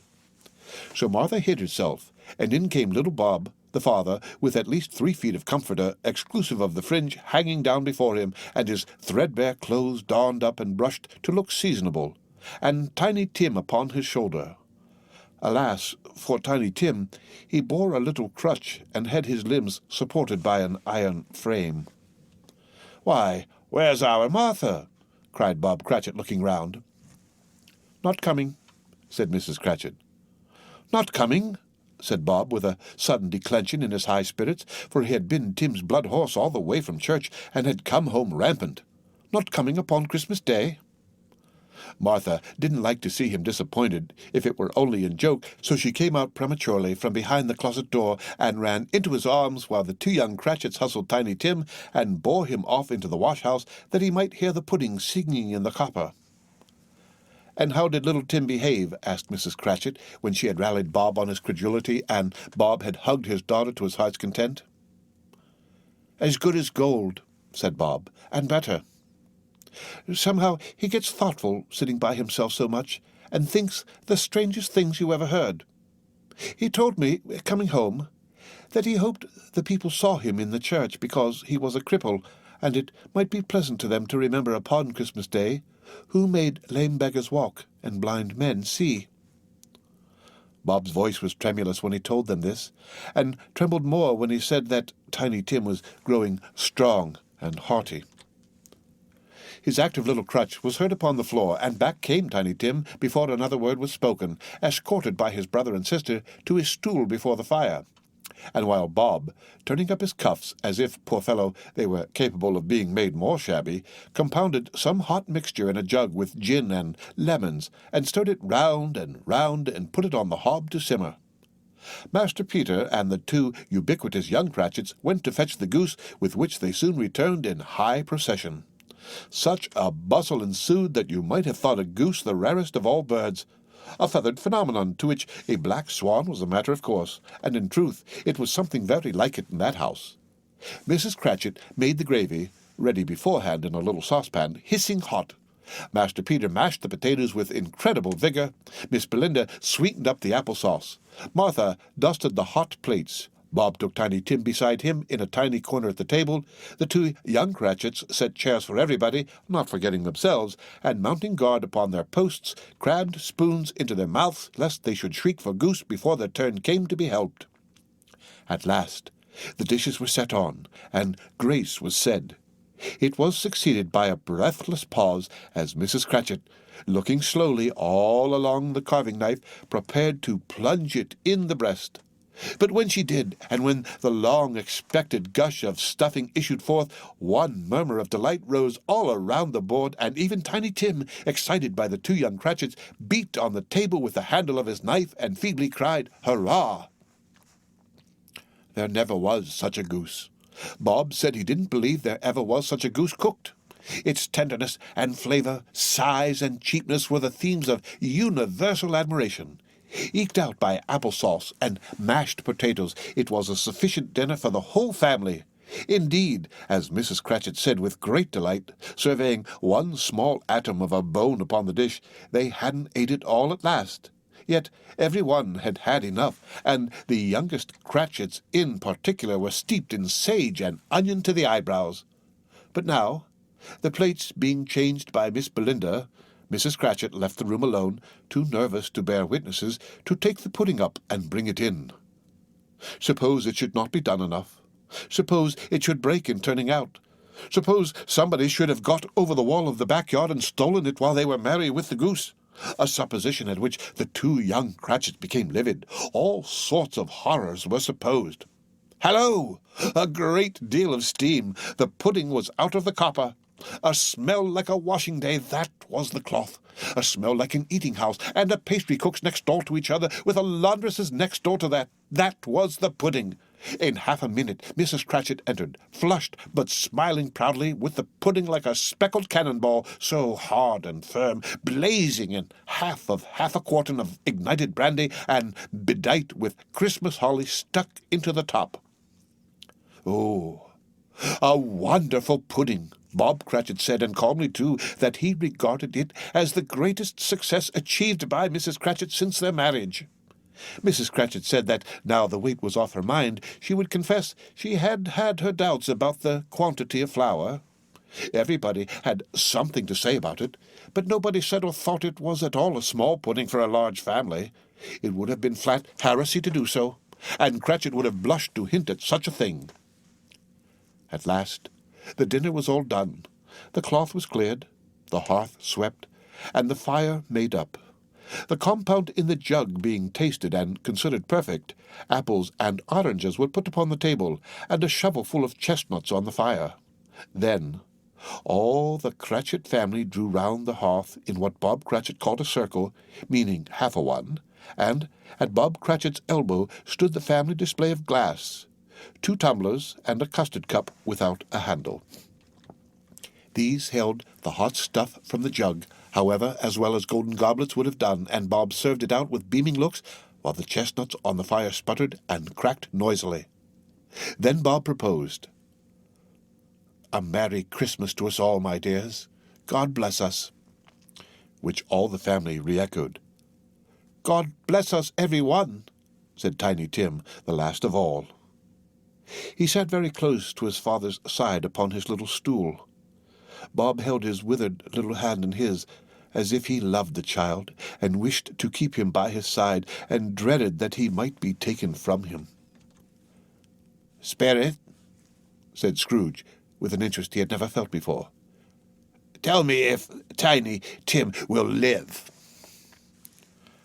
"I see a vacant seat," replied the ghost, "in the poor chimney corner, and a crutch without an owner, carefully preserved. If these shadows remain unaltered by the future, the child will die." "No, no," said Scrooge. "Oh, no, kind spirit, say he will be spared." "If these shadows remain unaltered by the future, none other of my race," returned the ghost, "will find him here." "What then? If he be like to die, he had better do it, and decrease the surplus population." Scrooge hung his head to hear his own words quoted by the spirit, and was overcome with penitence and grief. "Man," said the ghost, "if man you be in heart, not adamant, forbear that wicked cant until you have discovered what the surplus population is, and where it is. Will you decide what men shall live, what men shall die? It may be that in the sight of heaven you are more worthless and less fit to live than millions like this poor man's child. Oh, God, to hear the insect on the leaf pronouncing on the too much life among his hungry brothers in the dust." Scrooge bent before the ghost's rebuke, and trembling cast his eyes upon the ground. But he raised them speedily on hearing his own name. "Mr. Scrooge," said Bob. "I'll give you Mr. Scrooge, the founder of the feast." "The founder of the feast, indeed!" cried Mrs. Cratchit, reddening. "I wish I had him here. I'd give him a piece of my mind to feast upon, and I hope he'd have a good appetite for it." "My dear," said Bob, "the children. Christmas Day." "It should be Christmas Day, I am sure," said she, "on which one drinks the health of such an odious, stingy, hard, unfeeling man as Mr. Scrooge. You know he is, Robert. Nobody knows it better than you do, poor fellow." "My dear," was Bob's mild answer, "Christmas Day." "I'll drink his health for your sake, and the day's," said Mrs. Cratchit. "Not for his. Long life to him. A Merry Christmas and a Happy New Year. He'll be very merry and very happy, I have no doubt." The children drank the toast after her. It was the first of their proceedings which had no heartiness. Tiny Tim drank it last of all, but he didn't care twopence for it. Scrooge was the ogre of the family. The mention of his name cast a dark shadow on the party, which was not dispelled for full 5 minutes. After it had passed away, they were 10 times merrier than before, from the mere relief of Scrooge the Baleful being done with. Bob Cratchit told them how he had a situation in his eye for Master Peter, which would bring in, if obtained, full 5 and 6pence weekly. The 2 young Cratchits laughed tremendously at the idea of Peter's being a man of business, and Peter himself looked thoughtfully at the fire from between his collars, as if he were deliberating what particular investments he should favour when he came into the receipt of that bewildering income. Martha, who was a poor apprentice at a milliner's, then told what kind of work she had to do, and how many hours she worked at a stretch, and how she meant to lie abed tomorrow morning for a good long rest. Tomorrow being a holiday, she passed at home.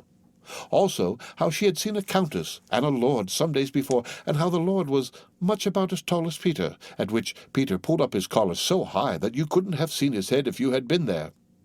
All this time the chestnuts and the jug went round and round, and by they had a song about a lost child travelling in the snow from Tiny Tim, who had a plaintive little voice, and sang it very well indeed.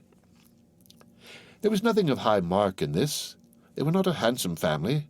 They were not well dressed. Their shoes were far from being waterproof. Their clothes were scanty, and Peter might have known, and very likely did, the inside of a pawnbroker's. But they were happy, grateful, pleased with one another, and contented with the time. And when they faded, and looked happier yet in the bright sprinklings of the spirit's torch at parting, Scrooge had his eye upon them, and especially on Tiny Tim, until the last.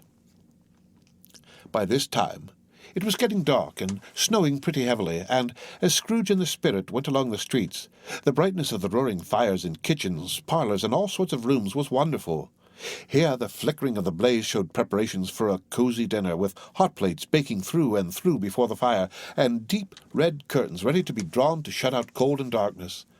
There were all the children of the house running out into the snow to meet their married sisters, brothers, cousins, uncles, aunts, and to be the first to greet them. Here again were shadows on the window blind of guests assembling, and there a group of handsome girls, all hooded and fur-booted, and all chattering at once, tripped lightly off to some near neighbour's house, where, woe upon the single man who saw them enter.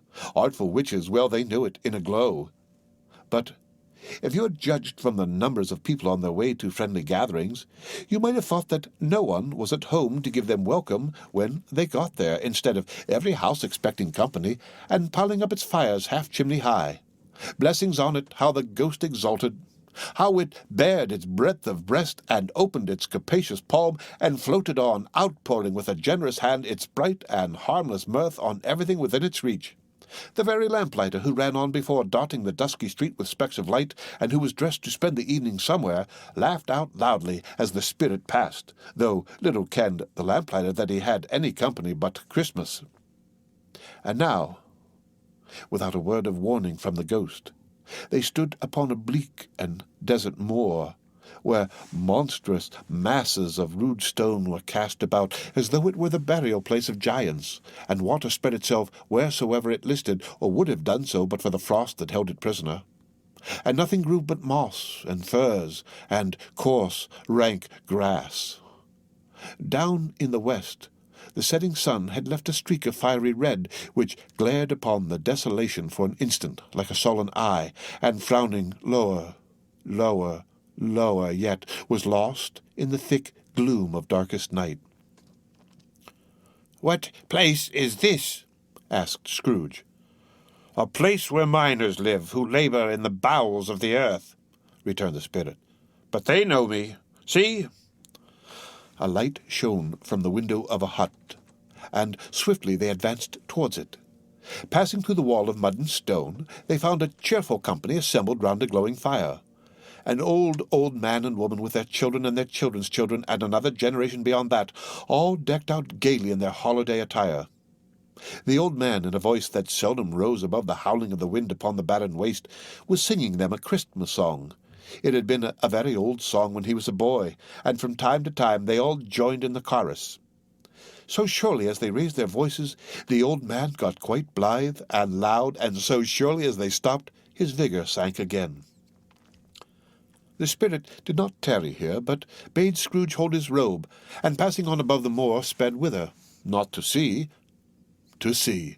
To Scrooge's horror, looking back, he saw the last of the land, a frightful range of rocks behind them, and his ears were deafened by the thundering of water as it rolled and roared and ranged among the dreadful caverns it had worn, and fiercely tried to undermine the earth. Built upon a dismal reef of sunken rocks, some league or so from shore, on which the waters chafed and dashed the wild year through, there stood a solitary lighthouse.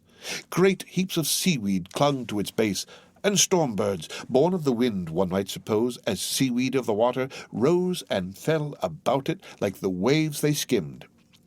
But even here, 2 men who watched the light had made a fire, that through the loophole in the thick stone wall shed out a ray of brightness on the awful sea. Joining their thorny hands over the rough table at which they sat, they wished each other Merry Christmas in their can of grog, and one of them, the elder, too, with his face all damaged and scarred with hard weather, as the figurehead of an old ship might be, struck up a sturdy song that was like a gale in itself.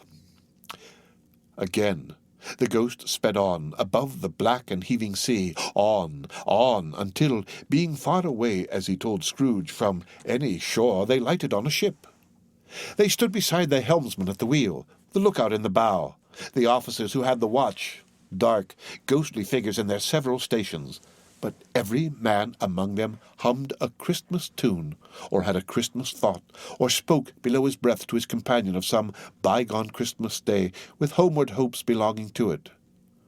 And every man on board, waking or sleeping, good or bad, had had a kinder word for another on that day than on any day in the year, and had shared to some extent in its festivities, and had remembered those he cared for at a distance, and had known that they delighted to remember him.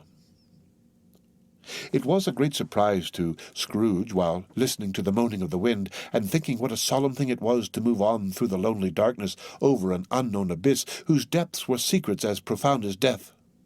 It was a great surprise to Scrooge, while thus engaged, to hear a hearty laugh. It was a much greater surprise to Scrooge to recognize it as his own nephew's, and to find himself in a bright, dry, gleaming room, with the spirit standing smiling by his side, and looking at that same nephew with approving affability.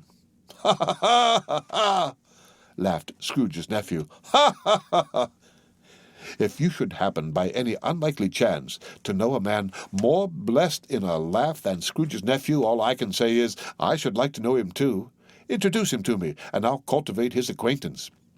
It is a fair, even-handed, noble adjustment of things, that while there is infection in disease and sorrow, there is nothing in the world so irresistibly contagious as laughter and good humour. When Scrooge's nephew laughed in this way, holding his sides, rolling his head, and twisting his face into the most extravagant contortions, Scrooge's niece by marriage laughed as heartily as he, and their assembled friends, being not a bit behindhand, roared out lustily, "Ha, ha, ha, ha, ha, ha, ha! He said that Christmas was a humbug, as I live," cried Scrooge's nephew. "He believed it too." More shame for him, Fred, said Scrooge's niece indignantly. Bless those women. They never do anything by halves. They are always in earnest. She was very pretty, exceedingly pretty, with a dimpled, surprised-looking, capital face, a ripe little mouth that seemed made to be kissed, as no doubt it was. All kinds of good little dots about her chin that melted into one another when she laughed, and the sunniest pair of eyes you ever saw in any little creature's head. Although she was what you would have called provoking, you know, but satisfactory, too. Oh, perfectly satisfactory. He's a comical old fellow, said Scrooge's nephew. That's the truth, and not so pleasant as he might be. However, his offences carry their own punishment, and I have nothing to say against him. I'm sure he is very rich, Fred, hinted Scrooge's niece. At least, you always tell me so. What of that, my dear? Said Scrooge's nephew. His wealth is of no use to him. He doesn't do any good with it. He doesn't make himself comfortable with it. He hasn't the satisfaction of thinking that he is ever going to benefit us with it. I have no patience with him, observed Scrooge's niece. Scrooge's niece's sisters and all the other ladies expressed the same opinion. Oh, I have, said Scrooge's nephew. I am sorry for him. I couldn't be angry with him if I tried. Who suffers by his ill whims? Himself, always. Here, he takes it into his head to dislike us, and he won't come and dine with us. What's the consequence? He don't lose much of a dinner. Indeed, I think he loses a very good dinner, interrupted Scrooge's niece. Everybody else said the same, and they must be allowed to have been competent judges, because they had just had dinner, and, with the dessert upon the table, were clustered round the fire by lamplight. Well, I'm very glad to hear it, said Scrooge's nephew, because I haven't great faith in these young housekeepers. What do you say, Topper? Topper had clearly got his eye upon one of Scrooge's niece's sisters, for he answered that a bachelor was a wretched outcast who had no right to express an opinion on the subject. Whereat Scrooge's niece's sister, the plump one with the lace tucker, not the one with the roses, blushed. Do go on, Fred, said Scrooge's niece, clapping her hands. He never finishes what he begins to say. He is such a ridiculous fellow. Scrooge's nephew revelled in another laugh, and as it was impossible to keep the infection off, though the plump sister tried hard to do it with aromatic vinegar, his example was unanimously followed. I was only going to say, said Scrooge's nephew, that the consequence of his taking a dislike to us and not making merry with us is, as I think, that he loses some pleasant moments which could do him no harm. I am sure he loses pleasanter companions than he can find in his own thoughts, either in his mouldy old office or his dusty chambers. I mean to give him the same chance every year, whether he likes it or not, for I pity him. He may rail at Christmas till he dies, but he can't help thinking better of it. I defy him, if he finds me going there in good temper year after year and saying, Uncle Scrooge, how are you? If it only puts him in the vein to leave his poor clerk £50, that's something, and I think I shook him yesterday. It was their turn to laugh now at the notion of his shaking Scrooge. But being thoroughly good-natured, and not much caring what they laughed at, so that they laughed at any rate, he encouraged them in their merriment, and passed the bottle joyously. After tea, they had some music, for they were a musical family, and knew what they were about, when they sung a glee or catch, I can assure you. Especially Topper, who could growl away in the bass like a good one, and never swell the large veins in his forehead or get red in the face over it. Scrooge's niece played well upon the harp, and played among other tunes a simple little air, a mere nothing. You might learn to whistle it in 2 minutes, which had been familiar to the child who fetched Scrooge from the boarding-school, as he had been reminded by the ghost of Christmas past. When this strain of music sounded, all the things that ghost had shown him came upon his mind. He softened more and more, and thought that if he could have listened to it often, years ago, he might have cultivated the kindnesses of life for his own happiness with his own hands, without resorting to the sexton's spade that buried Jacob Marley. But they didn't devote the whole evening to music. After a while they played at forfeits, for it is good to be children sometimes, and never better than at Christmas, when its mighty founder was a child himself. Stop! There was first a game at blind man's buff. Of course there was, and I no more believe Topper was really blind than I believe he had eyes in his boots. My opinion is that it was a done thing between him and Scrooge's nephew, and that the ghost of Christmas present knew it. The way he went after that plump sister in the lace tucker was an outrage on the credulity of human nature. knocking down the fire irons, tumbling over the chairs, bumping against the piano, smothering himself among the curtains. Wherever she went, there went he. He always knew where the plump sister was. He wouldn't catch anybody else. If you had fallen up against him, as some of them did on purpose, he wouldn't have made a feint of endeavouring to seize you, which would have been an affront to your understanding, and would instantly have sidled off in the direction of the plump sister. She often cried out that it wasn't fair, and it really was not. But when at last he caught her, when in spite of all her silken rustlings and her rapid flutterings past him, he got her into a corner whence there was no escape, then his conduct was the most execrable.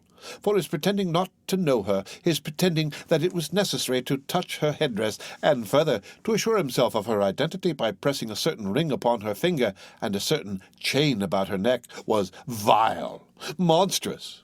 No doubt she told him her opinion of it, when, another blind man being in office, they were so very confidential together behind the curtains. Scrooge's niece was not one of the blind man's buff party, but was made comfortable with a large chair and a footstool in a snug corner where the ghost and Scrooge were close behind her.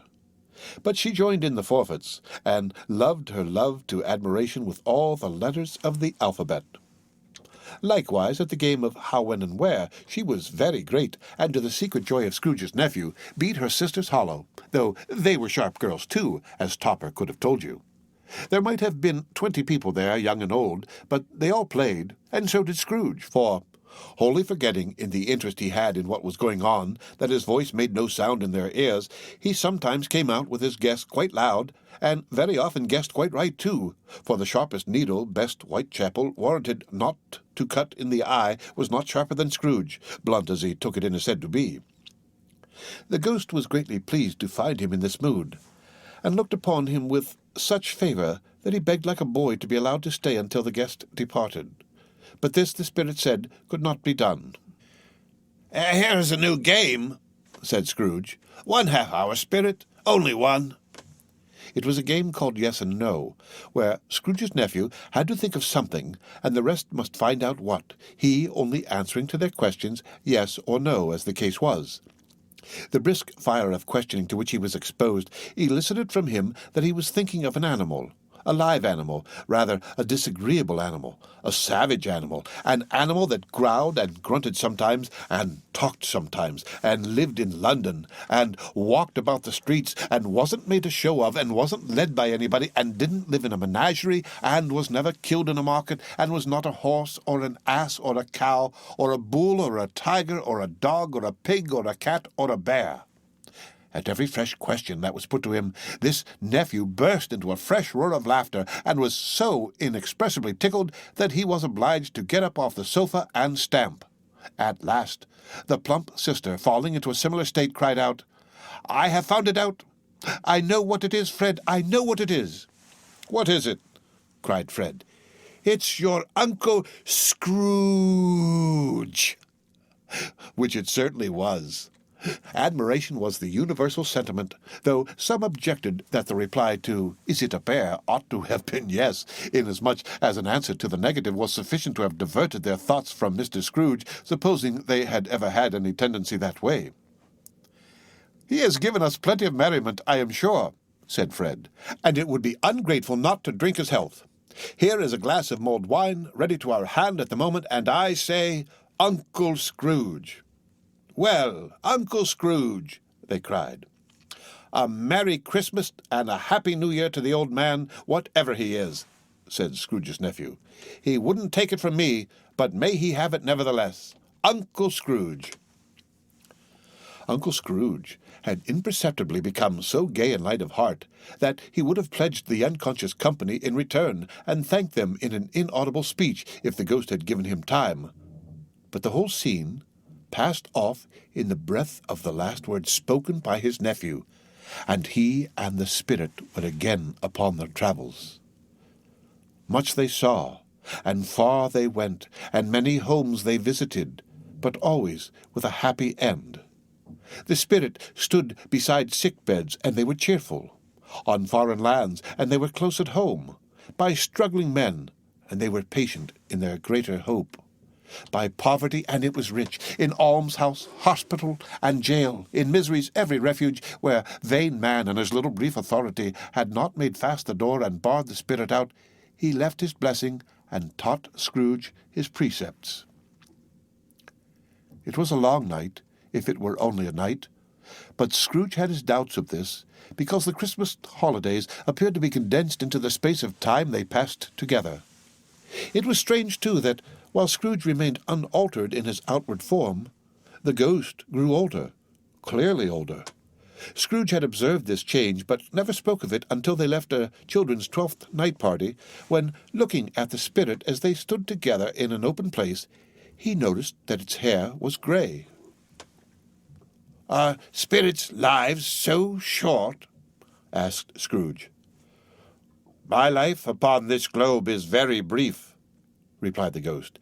"It ends tonight." "Tonight?" cried Scrooge. "Tonight at midnight. Hark! The time is drawing near." The chimes were ringing the 11:15 at that moment.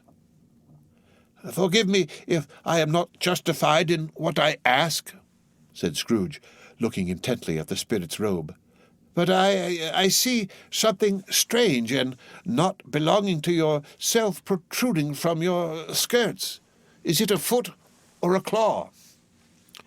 "It might be a claw, for the flesh there is upon it," was the spirit's sorrowful reply.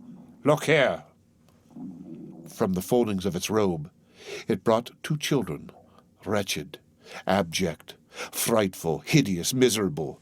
They knelt down at its feet and clung upon the outside of its garment. "Oh, man, look here! Look down here!" exclaimed the ghost. They were a boy and a girl, yellow, meager, ragged, scowling, wolfish, but prostrate, too, in their humility, where graceful youth should have filled their features out and touched them with its freshest tints. A stale and shriveled hand like that of old age had pinched and twisted them and pulled them into shreds. Where angels might have sat enthroned, devils lurked and glared out menacing. No change, no degradation, no perversion of humanity in any grade through all the mysteries of wonderful creation has monsters half so horrible and dread. Scrooge started back, appalled. Having them shown to him in this way, he tried to say they were fine children, but the words choked themselves rather than be parties to a lie of such enormous magnitude. "Spirit, are they yours?" Scrooge could say no more. "They are man's," said the spirit, looking down upon them, "and they cling to me, appealing from their fathers. This boy is ignorance, this girl is want. Beware them both and all of their degree, but most of all beware this boy, for on his brow I see that written which is doom unless the writing be erased. Deny it," cried the spirit, stretching out its hands towards the city. "Slander those who tell it ye. Admit it for your factious purposes, and make it worse, and bide the end." "Have they no refuge or resource?" cried Scrooge. "Are there no prisons?" said the spirit, turning on him for the last time with his own words. "Are there no workhouses?" The bell struck 12. Scrooge looked about him for the ghost, and saw it not. As the last stroke ceased to vibrate, he remembered the prediction of old Jacob Marley, and lifting up his eyes, beheld a solemn phantom, draped and hooded, coming like a mist along the ground towards him. The last of the spirits. The phantom slowly, gravely, silently approached. When it came, Scrooge bent down upon his knee, for in the very air through which this spirit moved, it seemed to scatter gloom and mystery. It was shrouded in a deep black garment, which concealed its head, its face, its form, and left nothing of it visible save one outstretched hand. But for this, it would have been difficult to detach its figure from the night and separate it from the darkness by which it was surrounded. He felt that it was tall and stately when it came beside him, and that its mysterious presence filled him with a solemn dread. He knew no more, for the spirit neither spoke nor moved. "I am in the presence of the ghost of Christmas yet to come," said Scrooge. The spirit answered not, but pointed onward with its hand. "You are about to show me shadows of the things that have not happened, but will happen in the time before us," Scrooge pursued. "Is that so, spirit?" The upper portion of the garment was contracted for an instant in its folds, as if the spirit had inclined its head. That was the only answer he received. Though well used to ghostly company by this time, Scrooge feared the silent shape so much that his legs trembled beneath him, and he found that he could hardly stand when he prepared to follow it. The spirit paused a moment, as observing his condition and giving him time to recover. But Scrooge was all the worse for this. It thrilled him with a vague, uncertain horror to know that behind this dusky shroud there were ghostly eyes intently fixed upon him, while he, though he stretched his own to the utmost, could see nothing but a spectral hand and one great heap of black. "Ghost of the future," he exclaimed, "I fear you more than any spectre I have seen, but as I know your purpose is to do me good, and as I hope to live to be another man from what I was, I am prepared to bear you company and do it with a thankful heart. Will you not speak to me?" It gave him no reply. The hand was pointed straight before them. "Lead on," said Scrooge. "Lead on. The night is waning fast, and it is precious time to me, I know. Lead on, spirit." The phantom moved away as it had come towards him. Scrooge followed in the shadow of its dress, which bore him up, he thought, and carried him along. They scarcely seemed to enter the city, for the city rather seemed to spring up about them and encompass them of its own act. But there they were, in the heart of it, on 'Change, amongst the merchants who hurried up and down and clinked the money in their pockets and conversed in groups and looked at their watches and trifled thoughtfully with their great gold seals and so forth, as Scrooge had seen them often. The spirit stopped beside one little knot of businessmen. Observing that the hand was pointed to them, Scrooge advanced to listen to their talk. "No," said a great fat man with a monstrous chin. "I don't know much about it either way. I only know he's dead." "When did he die?" inquired another. "Last night, I believe." "Why, what was the matter with him?" asked a third, taking a vast quantity of snuff out of a very large snuff-box. "I thought he'd never die." "God knows," said the first with a yawn. "What has he done with his money?" asked a red-faced gentleman with a pendulous excrescence on the end of his nose that shook like the gills of a turkey-cock. "I haven't heard," said the man with the large chin, yawning again. "Left it to his company, perhaps. He hasn't left it to me, that's all I know." This pleasantry was received with a general laugh. "It's likely to be a very cheap funeral," said the same speaker, "for upon my life I don't know of anybody to go to it. Suppose we make up a party and volunteer." "I don't mind going if a lunch is provided," observed the gentleman with the excrescence on his nose, "but I must be fed if I make one." Another laugh. "Well, I am the most disinterested among you, after all," said the first speaker, "for I never wear black gloves, and I never eat lunch. But I'll offer to go, if anybody else will. When I come to think of it, I'm not at all sure that I wasn't his most particular friend, for we used to stop and speak whenever we met. Bye." Speakers and listeners strolled away and mixed with other groups. Scrooge knew the men and looked towards the spirit for an explanation. The phantom glided on into a street. Its finger pointed to two persons meeting. Scrooge listened again, thinking that the explanation might lie here. He knew these men also perfectly. They were men of business, very wealthy and of great importance. He had made a point always of standing well in their esteem, in a business point of view, that is, strictly in a business point of view. "How are you?" said one. "How are you?" returned the other. "Well," said the first, "Old Scratch has got his own at last, eh?" "So I am told," returned the second. "Cold, isn't it?" "Seasonable for Christmas time. You're not a skater, I suppose? No. Something else to think of. Good morning. Not another word. That was their meeting, their conversation, and their parting. Scrooge was at first inclined to be surprised that the spirit should attach importance to conversations apparently so trivial. But feeling assured that they must have some hidden purpose, he set himself to consider what it was likely to be. They could scarcely be supposed to have any bearing on the death of Jacob, his old partner, for that was past, and this ghost's province was the future. Nor could he think of anyone immediately connected with himself to whom he could apply them. But nothing doubting that to whomsoever they applied they had some latent moral for his own improvement, he resolved to treasure up every word he heard, and everything he saw, and especially to observe the shadow of himself when it appeared, for he had an expectation that the conduct of his future self would give him the clue he missed, and would render the solution of these riddles easy. He looked about in that very place for his own image, but another man stood in his accustomed corner, and though the clock pointed to his usual time of day for being there, he saw no likeness of himself among the multitudes that poured in through the porch.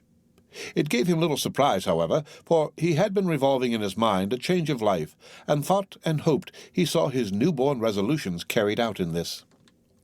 Quiet and dark, beside him stood the phantom with its outstretched hand.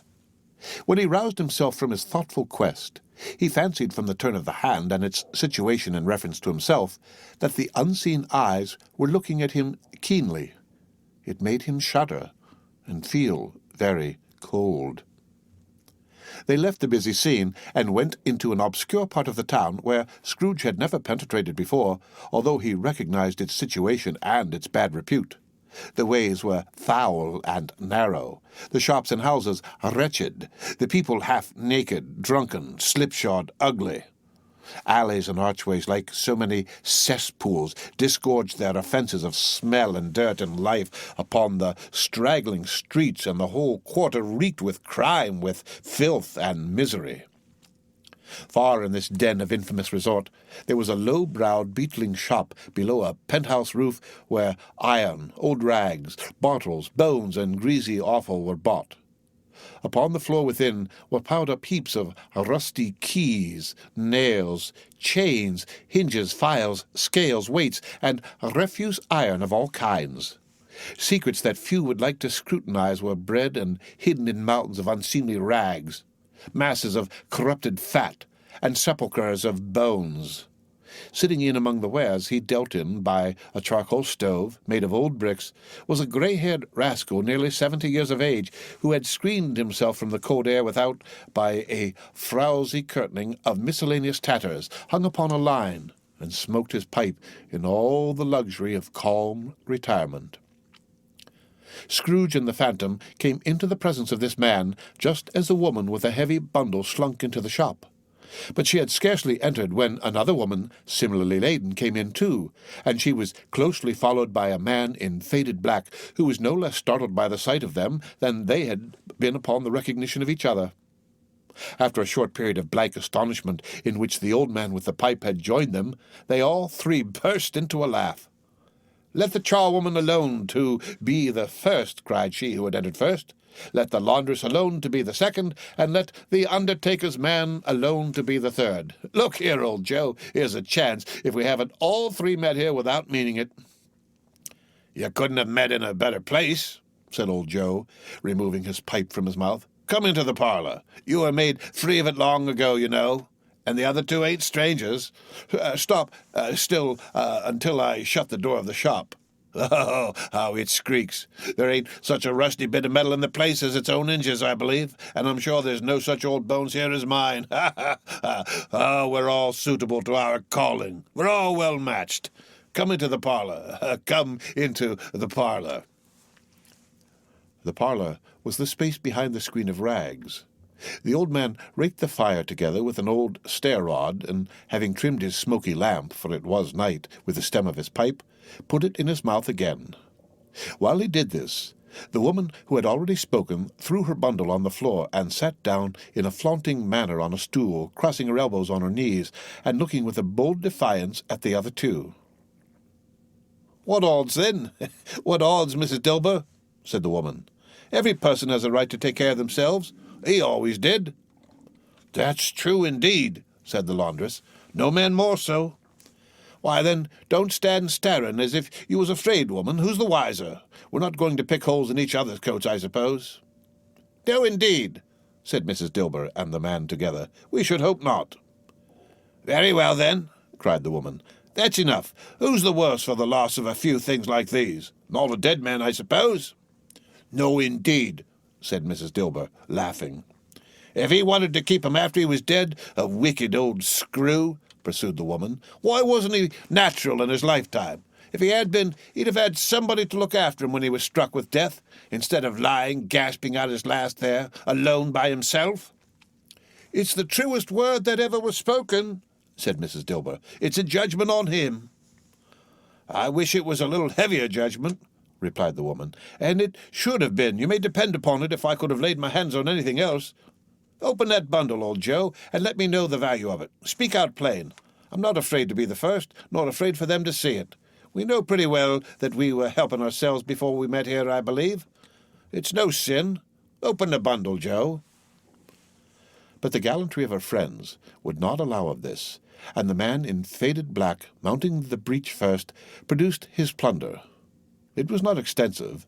A seal or two, a pencil case, a pair of sleeve buttons, and a brooch of no great value were all. They were severally examined and appraised by old Joe, who chalked the sums he was disposed to give for each upon the wall, and added them up into a total when he found there was nothing more to come. "That's your account," said Joe, "and I wouldn't give another sixpence if I was to be boiled for not doing it. Who's next?" Mrs. Dilber was next. Sheets and towels, a little wearing apparel, 2 old-fashioned silver teaspoons, a pair of sugar tongs, and a few boots. Her account was stated on the wall in the same manner. "I always give too much to the ladies. It's a weakness of mine, and that's the way I ruin myself," said old Joe. "That's your account. If you asked me for another penny and made it an open question, I'd repent of being so liberal and knock off half a crown." "And now undo my bundle, Joe," said the first woman. Joe went down on his knees for the greater convenience of opening it, and, having unfastened a great many knots, dragged out a large and heavy roll of some dark stuff. "What do you call this?" said Joe. "Bed curtains." "Ah," returned the woman, laughing and leaning forward on her crossed arms. "Bed curtains. You don't mean to say you took 'em down, rings and all, with him lying there?" said Joe.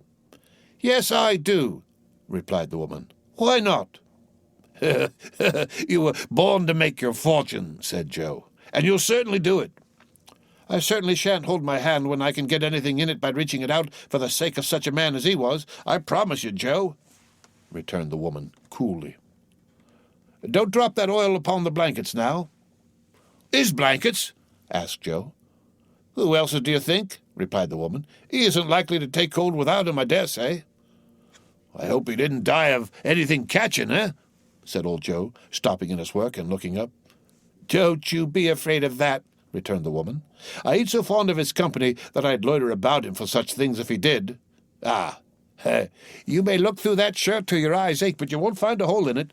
Not a threadbare place. It's the best he had, and a fine one, too. They'd have wasted it if it hadn't been for me."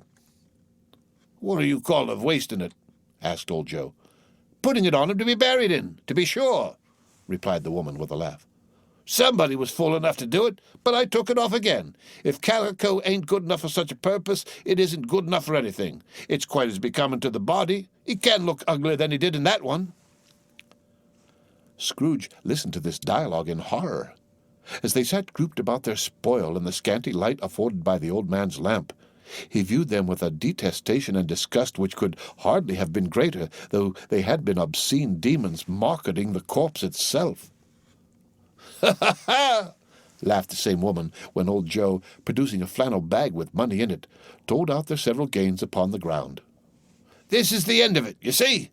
He frightened every one away from him when he was alive to profit us when he was dead. Ha, ha, ha, ha!" "Spirit," said Scrooge, shuddering from head to foot. I see. The case of this unhappy man might be my own. My life tends that way now. Merciful heaven, what is this?" He recoiled in terror, for the scene had changed, and now he almost touched a bed. A bare, uncurtained bed on which, beneath a ragged sheet, there lay a something covered up, which, though it was dumb, announced itself in awful language. The room was very dark, too dark to be observed with any accuracy, though Scrooge glanced round it in obedience to a secret impulse, anxious to know what kind of room it was.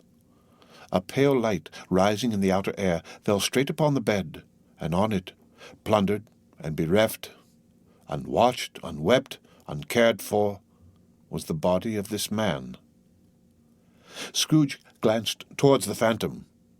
Its steady hand was pointed to the head.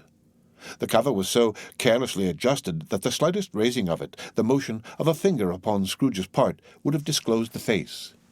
He thought of it, felt how easy it would be to do, and longed to do it, but had no more power to withdraw the veil than to dismiss the spectre at his side. Oh, cold, cold, rigid, dreadful death, set up thine altar here, and dress it with such terrors as thou hast at thy command, for this is thy dominion, but of the loved, revered, and honoured head thou canst not turn one hair to thy dread purposes, or make one feature odious. It is not that the hand is heavy and will fall down when released.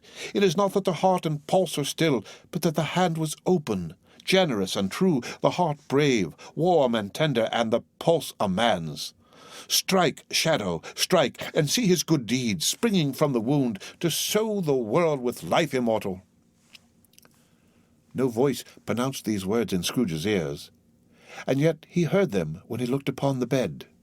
He thought, if this man could be raised up now, what would be his foremost thoughts? Avarice? Hard-dealing? Griping cares? They have brought him to a rich end, truly. He lay in the dark, empty house with not a man, a woman, or a child to say that he was kind to me in this or that, and for the memory of one kind word I will be kind to him. A cat was tearing at the door, and there was a sound of gnawing rats beneath the hearthstone. What they wanted in the room of death, and why they were so restless and disturbed, Scrooge did not dare to think. "Spirit," he said, "this is a fearful place. In leaving it, I shall not leave its lesson. Trust me. Let us go." Still, the ghost pointed with an unmoved finger to the head. "I understand you," Scrooge returned, "and I would do it if I could, but I have not the power, Spirit. I have not the power." Again, it seemed to look upon him. "If there is any person in the town who feels emotion caused by this man's death," said Scrooge, quite agonized, "show that person to me, Spirit, I beseech you." The phantom spread its dark robe before him for a moment, like a wing, and withdrawing it, revealed a room by daylight where a mother and her children were. She was expecting someone, and with anxious eagerness, for she walked up and down the room, started at every sound, looked out from the window, glanced at the clock, tried but in vain to work with her needle, and could hardly bear the voices of the children in their play. At length, the long-expected knock was heard. She hurried to the door and met her husband, a man whose face was careworn and depressed, though he was young. There was a remarkable expression in it now, a kind of serious delight of which he felt ashamed and which he struggled to repress. He sat down to the dinner that had been boarding for him by the fire, and when she asked him faintly what news, which was not until after a long silence, he appeared embarrassed how to answer. "Is it good," she said, "or bad?" to help him. "Bad," he answered. "We are quite ruined?" "No, there is hope yet, Caroline." "If he relents," she said, amazed, "there is. Nothing is past hope, if such a miracle has happened." "He is past relenting," said her husband. "He is dead." She was a mild and patient creature if her face spoke truth, but she was thankful in her soul to hear it, and she said so with clasped hands. She prayed forgiveness the next moment and was sorry, but the first was the emotion of her heart. What the half-drunken woman whom I told you of last night said to me when I tried to see him and obtain a week's delay, and what I thought was a mere excuse to avoid me, turns out to have been quite true. He was not only very ill, but dying then. To whom will our debt be transferred? I don't know, but before that time we shall be ready with the money, and even though we were not, it would be a bad fortune indeed to find so merciless a creditor in his successor. We may sleep tonight with light hearts, Caroline. Yes. Soften it as they would, their hearts were lighter. The children's faces, hushed and clustered round to hear what they so little understood, were brighter, and it was a happier house for this man's death. The only emotion that the ghost could show him, caused by the event, was one of pleasure. "Let me see some tenderness connected with a death," said Scrooge, "or that dark chamber spirit, which we left just now, will be for ever present to me."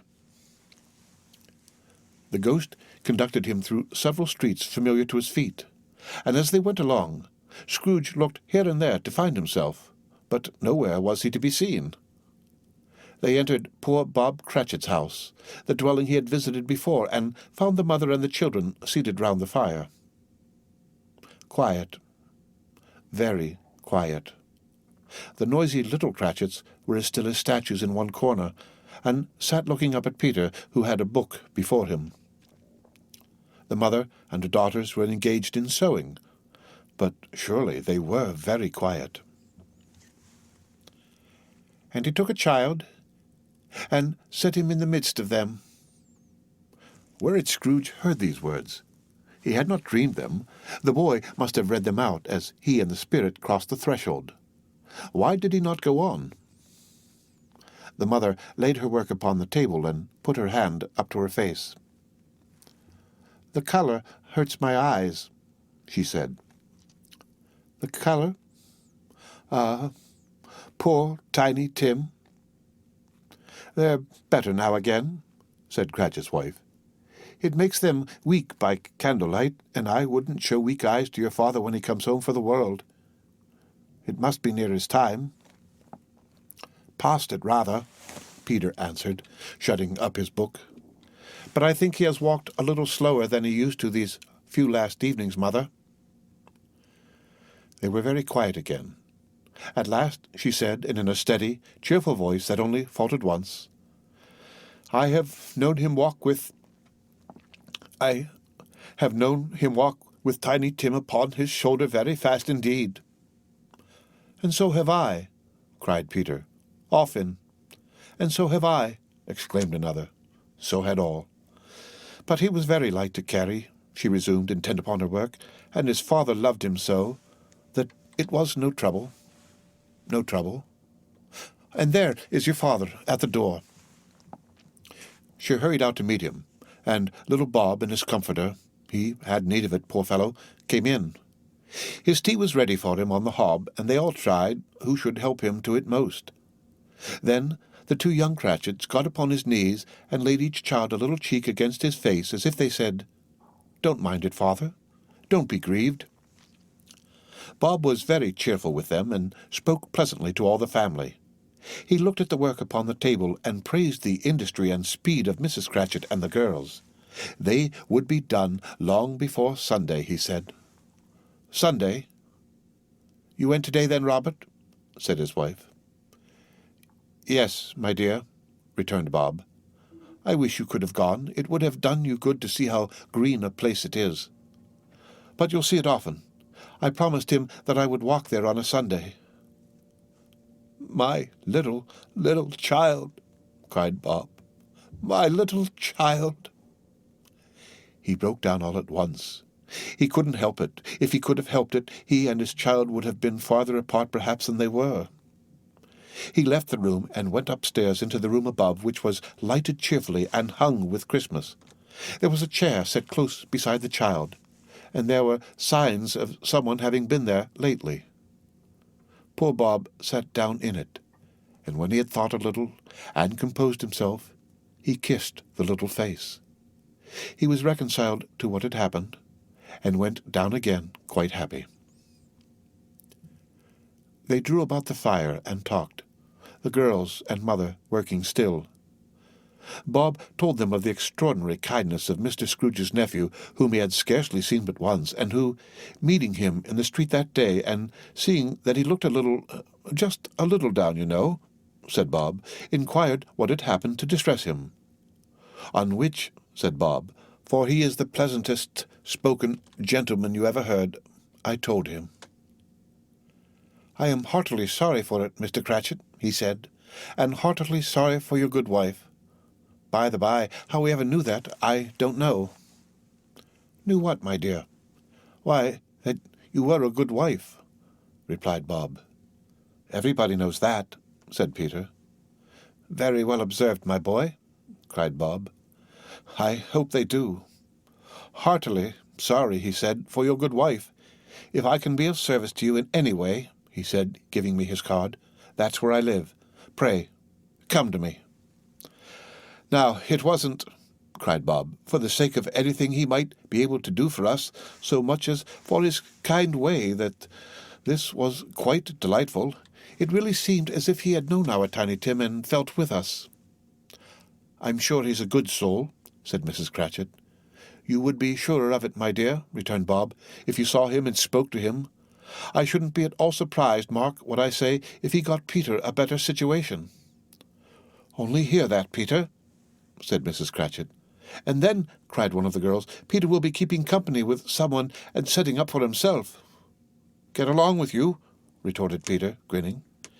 It's just as likely as not, said Bob, one of these days, though there's plenty of time for that, my dear.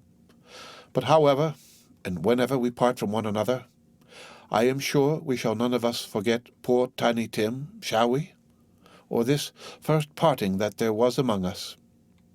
Never, father, cried they all.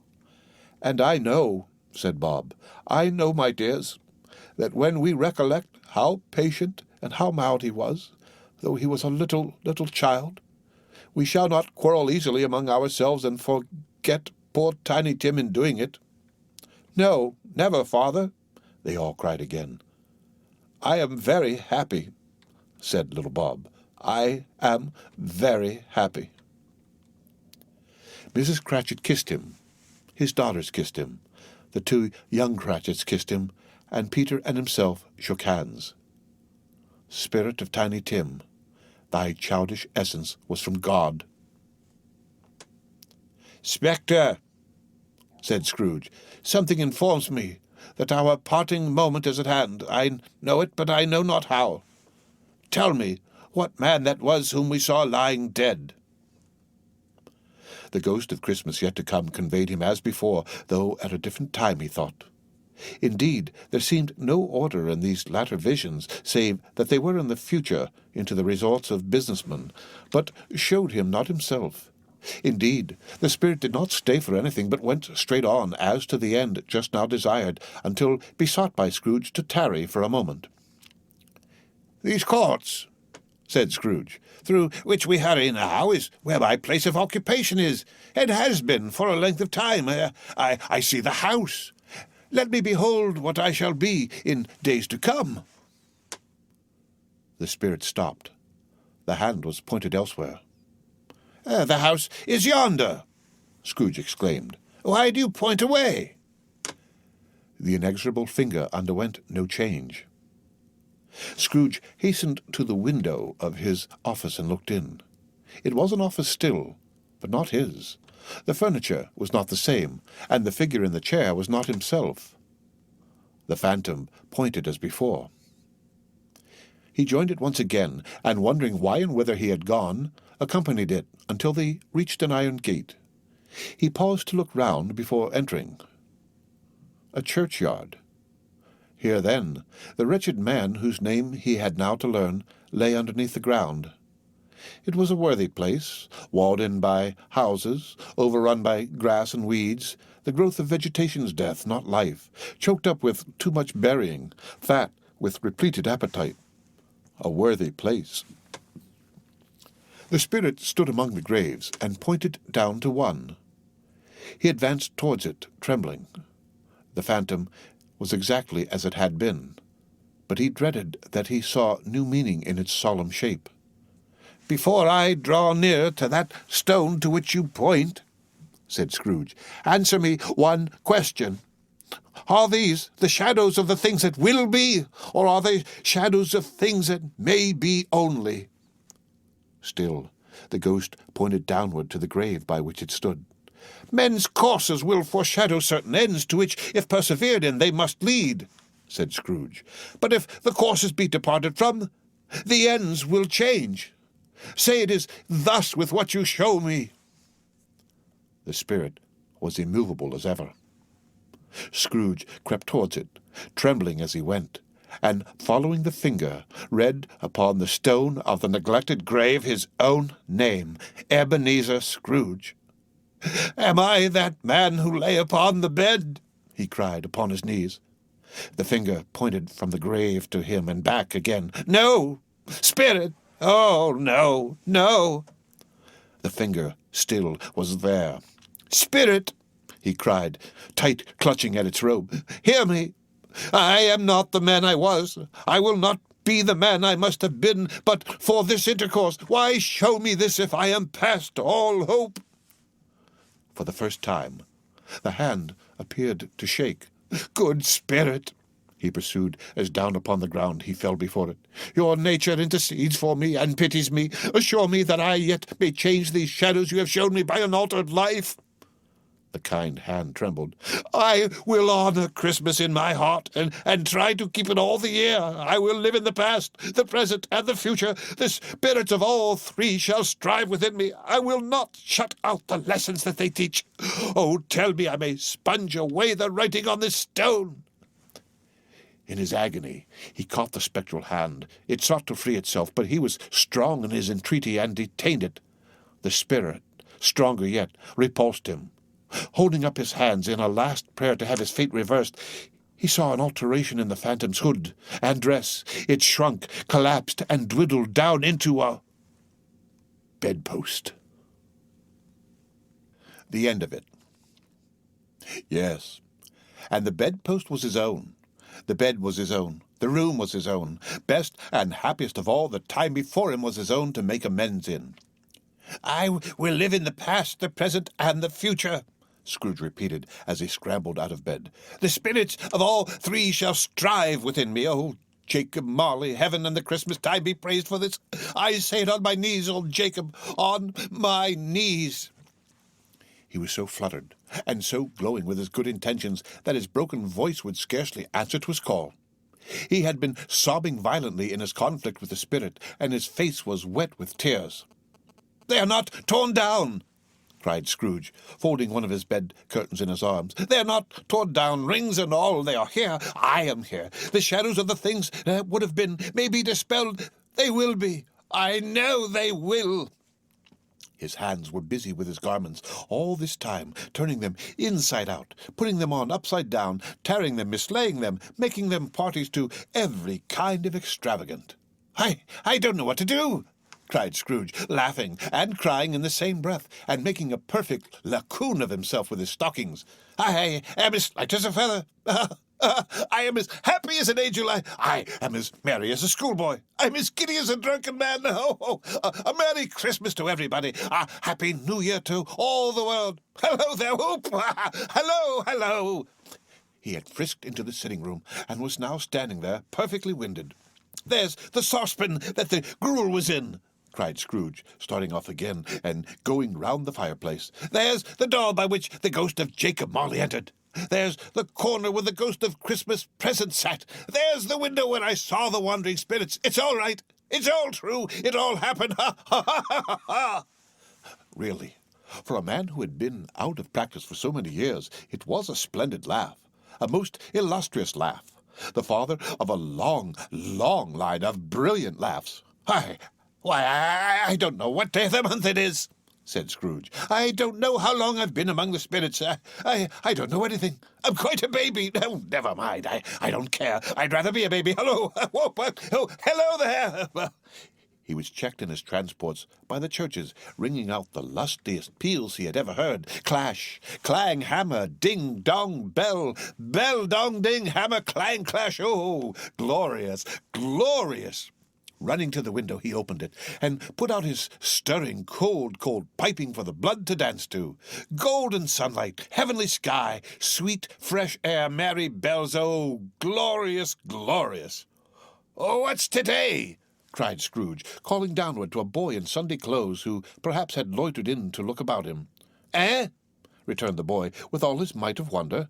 "What's today, my fine fellow?" said Scrooge. "Today?"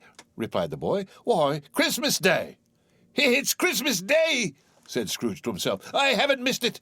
The spirits have done it all in one night. They can do anything they like. Well, of course they can. Of course they can. Oh, hello, my fine fellow." "Hello," returned the boy. "Do you know the poulterers in the next street but one, at the corner?" Scrooge inquired. "I should hope I did," replied the lad. "Oh, an intelligent boy," said Scrooge. "A remarkable boy. Yes. Do you know whether they've sold the prize turkey that was hanging up there? No, not the little prize turkey, the big one." "What, the one as big as me?"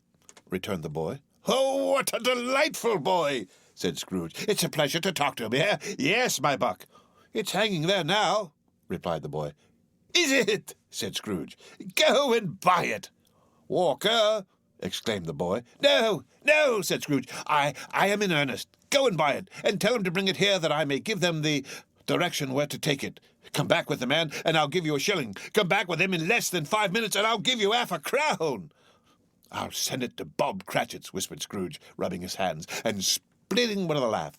"He shan't know who sends it. It's twice the size of Tiny Tim. Joe Miller never made such a joke as sending it to Bob's will be." The hand in which he wrote the address was not a steady one, but write it he did, somehow, and went downstairs to open the street door, ready for the coming of the poulterer's man. As he stood there, waiting his arrival, the knocker caught his eye. "I shall love it as long as I live," cried Scrooge, patting it with his hand. "I scarcely ever looked at it before. What an honest expression it has in its face. It's a wonderful knocker. Here's the turkey. Hello. Oh, how are you? Merry Christmas." It was a turkey. He never could have stood upon his legs, that bird. He would have snapped them off short in a minute, like sticks of sealing wax. "Why, it's impossible to carry that to Camden Town," said Scrooge. "You must have a cab." The chuckle with which he said this, and the chuckle with which he paid for the turkey, and the chuckle with which he paid for the cab, and the chuckle with which he recompensed the boy, were only to be exceeded by the chuckle with which he sat down breathless in his chair again, and chuckled till he cried. Shaving was not an easy task, for his hand continued to shake very much, and shaving requires attention, even when you don't dance while you are at it. But if he had cut the end of his nose off, he would have put a piece of sticking plaster over it, and been quite satisfied. He dressed himself all in his best, and at last got out into the streets. The people were by this time pouring forth as he had seen them with the ghost of Christmas present, and walking with his hands behind him, Scrooge regarded every one with a delighted smile. He looked so irresistibly pleasant, in a word, that 3 or 4 good-humoured fellows said, "Good morning, sir. A Merry Christmas to you." And Scrooge said often afterwards that of all the blithe sounds he had ever heard, those were the blithest in his ears.